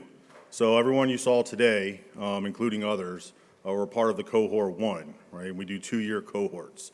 So this whole past year has been about hiring people, right? Finding, recruiting, hiring individuals into their workforce. Now we move on to the retention phase. So as part of that data that Joe was talking about for the Navy, our core metric is not how many people you hire, it's how many people you keep, right? That's the magic sauce to all this. So our network coaches now will be working with each of the employers who've been in the program for a year and tracking those new employees up to their first year retention date, their first year anniversary, right? Well, if an employee makes it to their first year, that's a big milestone. Data shows that they stay longer, you get your return on investment from training them and all those things. So we'll move forward with that, and as they continue to hire people, we'll be tracking each individual through their first year anniversary. We've also been recruiting the past couple of weeks really heavily with the help of Jamie and his team, and we've brought on 18 new employers for Cohort 2. A couple are here today. Bharat Basaran from Basaran is here. Marty Laughlin from Laughlin Manufacturing. Ted Pappas from Regal. And I didn't get your names, but I know there's representatives from Action Machine and TwinCo Energy Management here as well, among all the other ones you see up there. We are still recruiting. So again, someone talked about it earlier, your best pipeline is your current workforce. We've seen that in our data for the past couple of years as well. So our best pipeline is our current employers, your friends and family, the people that you work with, your suppliers, your customers that are struggling with the same issues that you guys are. Let them know about the program, let us know about it, we'll talk to them, see if they want to join, and we can help them as well.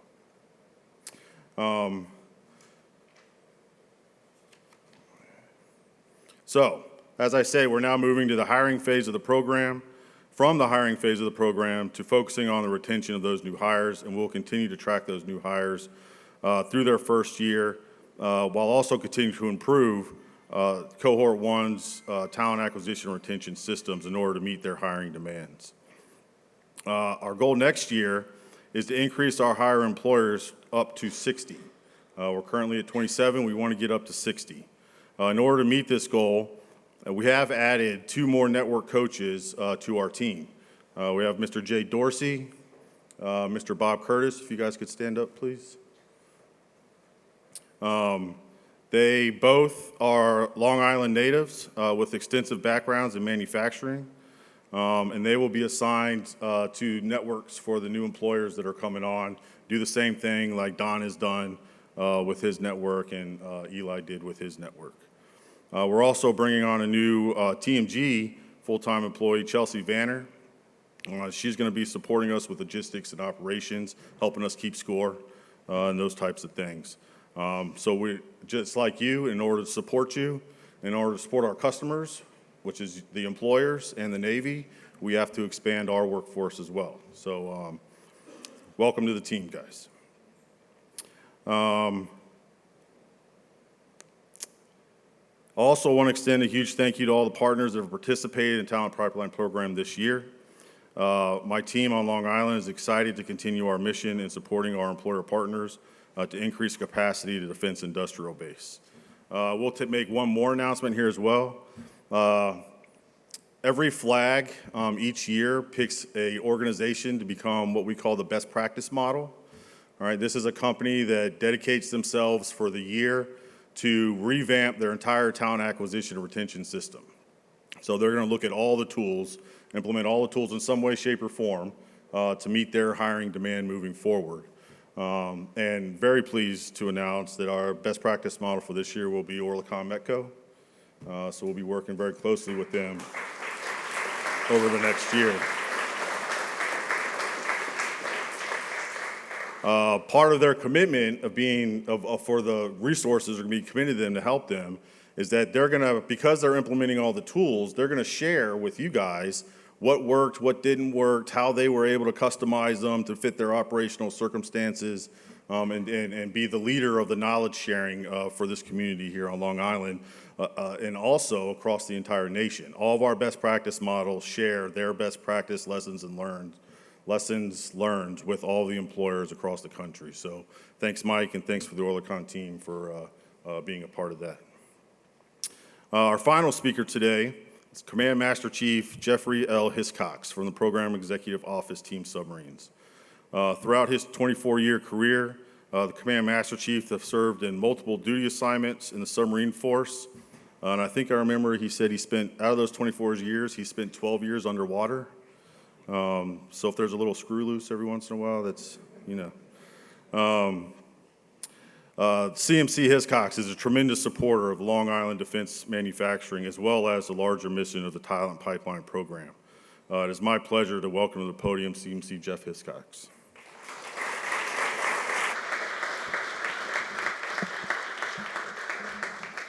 Thank you. And so I think we've heard thanks all evening, and I think we can say evening at this point. So thank you, Long Island. One of the cool things being with Team Submarine and being part of the Talent Pipeline program for almost a year now, I get to go to all the flag locations, right? Hampton Roads, Pittsburgh, Philadelphia, Boston, and Long Island. And what I will say is, Long Island, you guys, you bring it to the table for a program that is in such its infancy phase.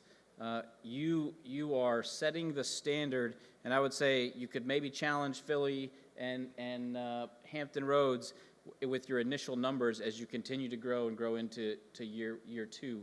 So continue doing it. It's great. And one of the cool things is I sit here and I was handing out the coins and looking at the names. I saw 2 submarine veterans that I served with in the names of the new hires on there, which was pretty cool to see that the program is transitioning across the services, right? We have a Army helicopter pilot sitting out here. I have a machinery repairman, former machinery repairman from the Navy that's sitting out here. I should have been a machinery repairman, but the recruiter said you need to be a machinist mate instead. I fell for that.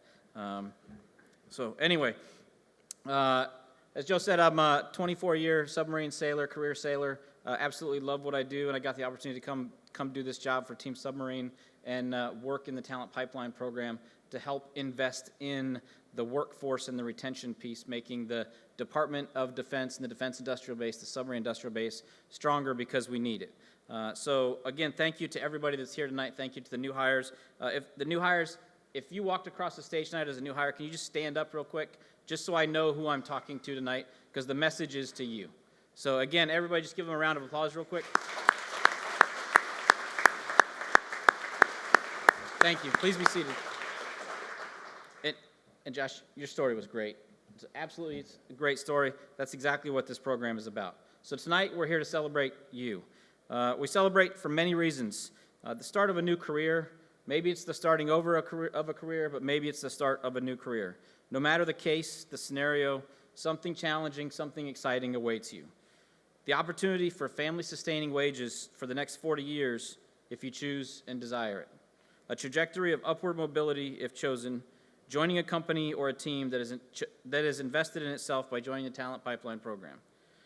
I want to talk about purpose tonight. Finding a job with purpose. Purpose beyond what many of you probably had envisioned when you took the job that you took. You're embarking on a journey to support the submarine industrial base or the greater defense industrial base, depending on where you work.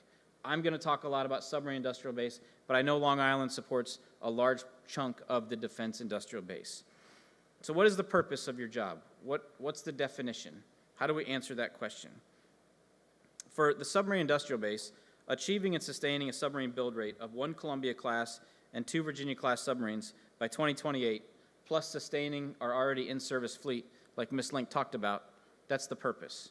We have to achieve building 1 Columbia-class and 2 Virginia-class submarines, plus sustain our fleet. And we need to achieve that cadence by 2028. That's the purpose. What's your role in achieving this? How will you contribute to achieving this submarine building cadence? Were you hired on in the trades? Are you a machinist? Are you a welder? Are you a pipe fitter? Are you non-destructive tester?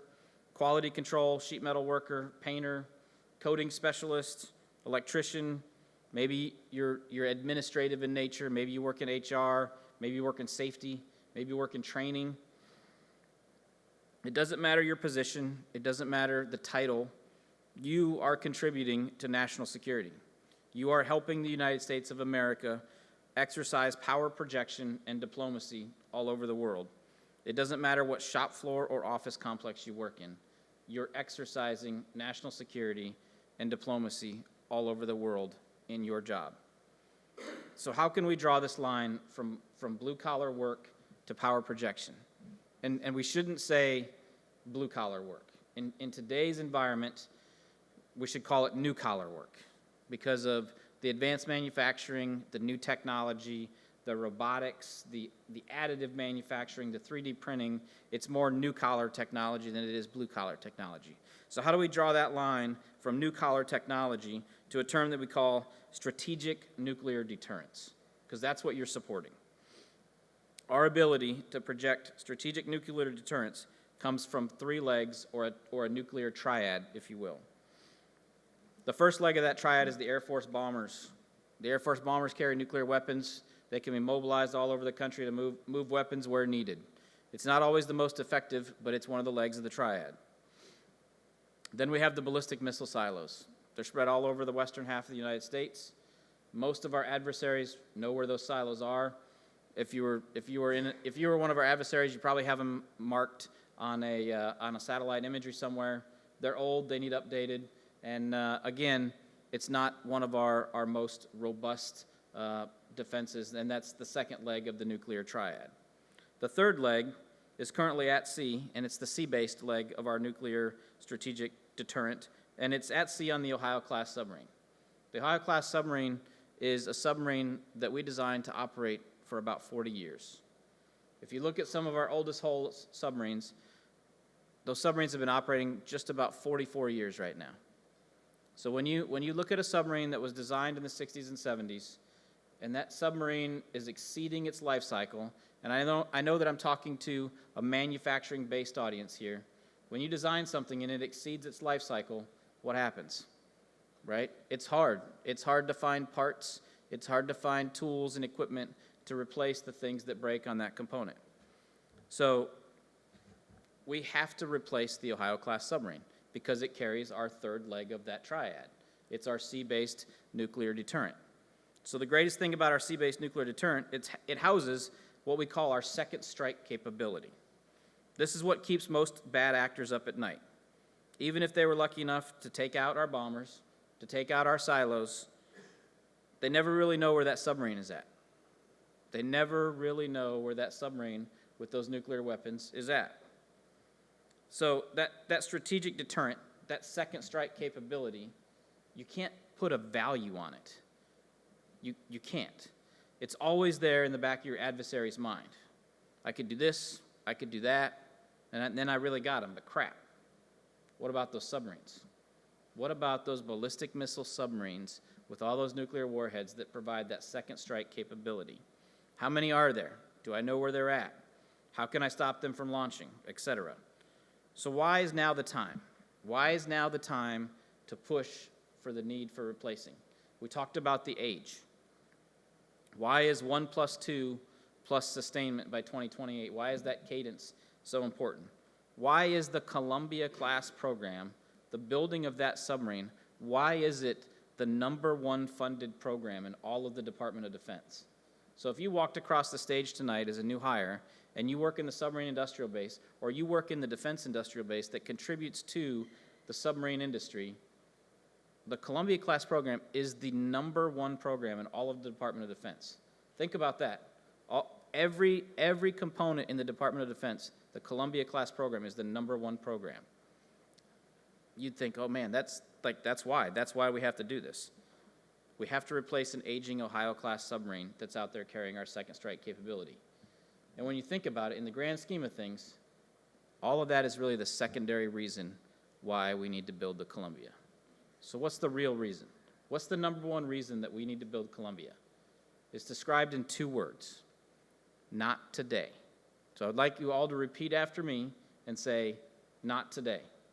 Not today. That sucked, right? So let's try it again. Not today. Not today. Okay, that's a little bit better.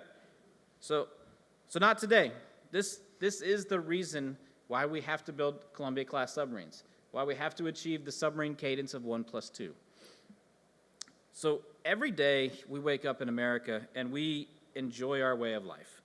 We take for granted our liberties and the freedoms entrusted to us. The democracy we live in, it's an amazing place.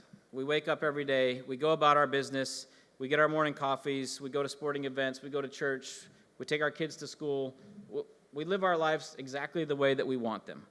We order things on Amazon and they show up the same day, or sometimes the next day. It depends on where you live, right? But meanwhile, if you look in either direction, across the ocean in either direction, there are bad actors in the world that wake up every morning and they look in the mirror and they ask themselves, is today the day? Is today the day that I'm going to threaten the United States with nuclear weapons? Vladimir Putin rolls out of bed and he says, is today the day that I threaten the United States with nuclear weapons? Is today the day that I push the buttons of the American government? Am I ready to engage in some sort of global conflict with which the United States is involved? In North Korea, their leader wakes up and asks himself, how far can I antagonize North Korea? How many more missile tests can I put towards Guam and Hawaii before America will get involved? Am I ready to engage in a global conflict with the United States as a foe directly or in alliance with another country? In China, their leader wakes up and asks, will the United States respond to our continued bully-like behavior across the Indo-Pacific region? If I decide today is the day that I take back Taiwan, will the United States respond as their doctrine says they will? Am I ready to engage in a global conflict with the United States or its allies? In the Middle East, Houthi rebel leaders are already asking the question and getting an answer, is today the day? They're choosing to engage upon and fire on commercial shipping or in some cases American naval vessels. They're quickly finding out today is not the day, as our forces forward deployed are handling a multitude of munitions, missiles, and drones being fired upon them, and they're handling business at hand.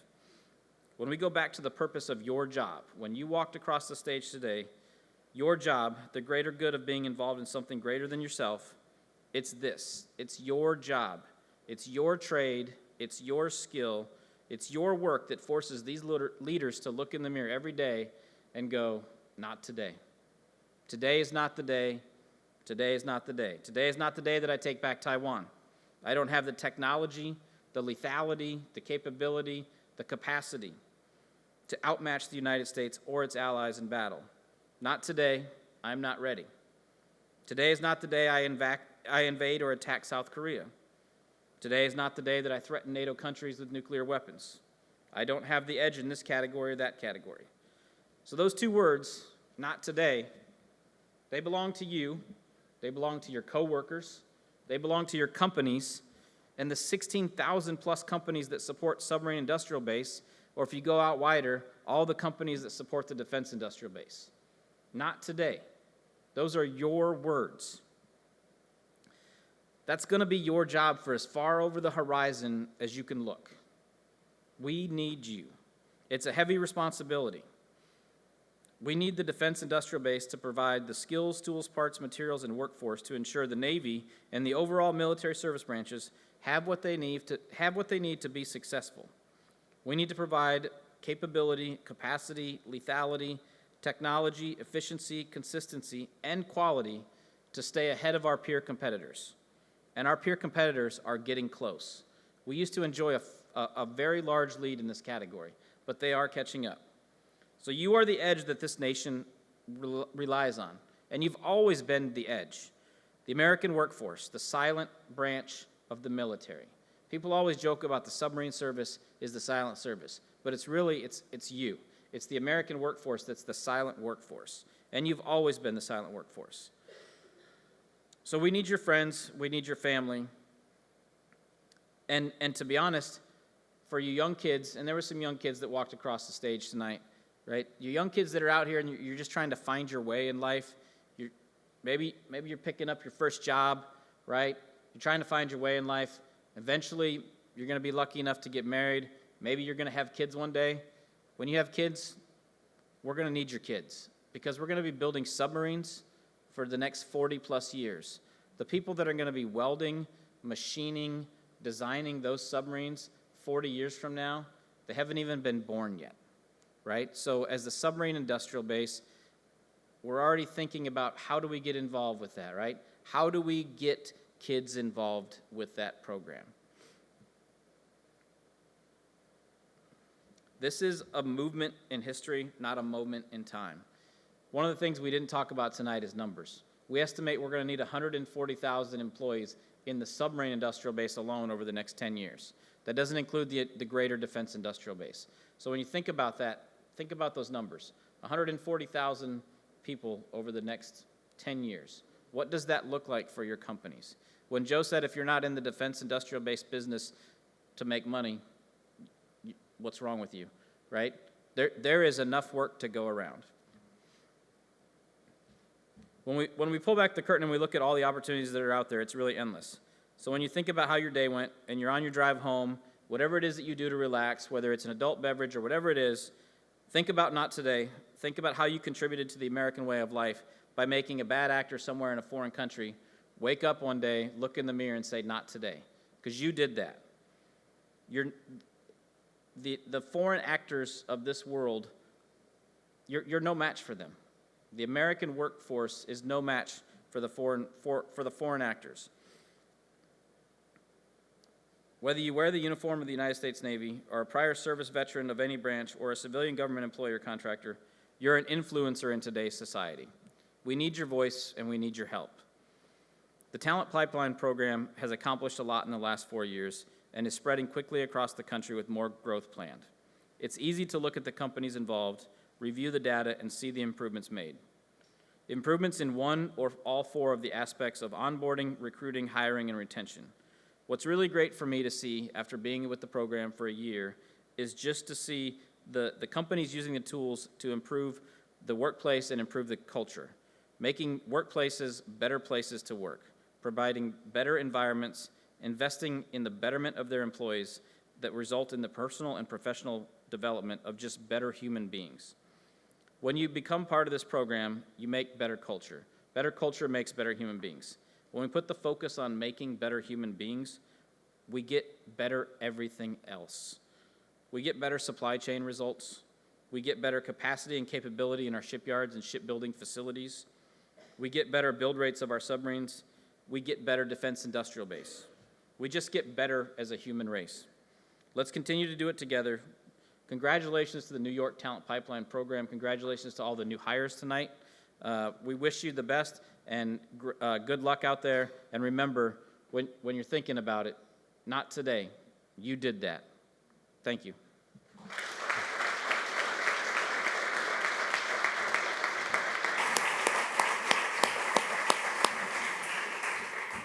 Thank you, Command Master Chief. All right, we're going to wrap up here. We're going to dismiss the official party. Then I have just a few administrative things to run by you for the reception. So would you all please rise for the exit and departure of the official party?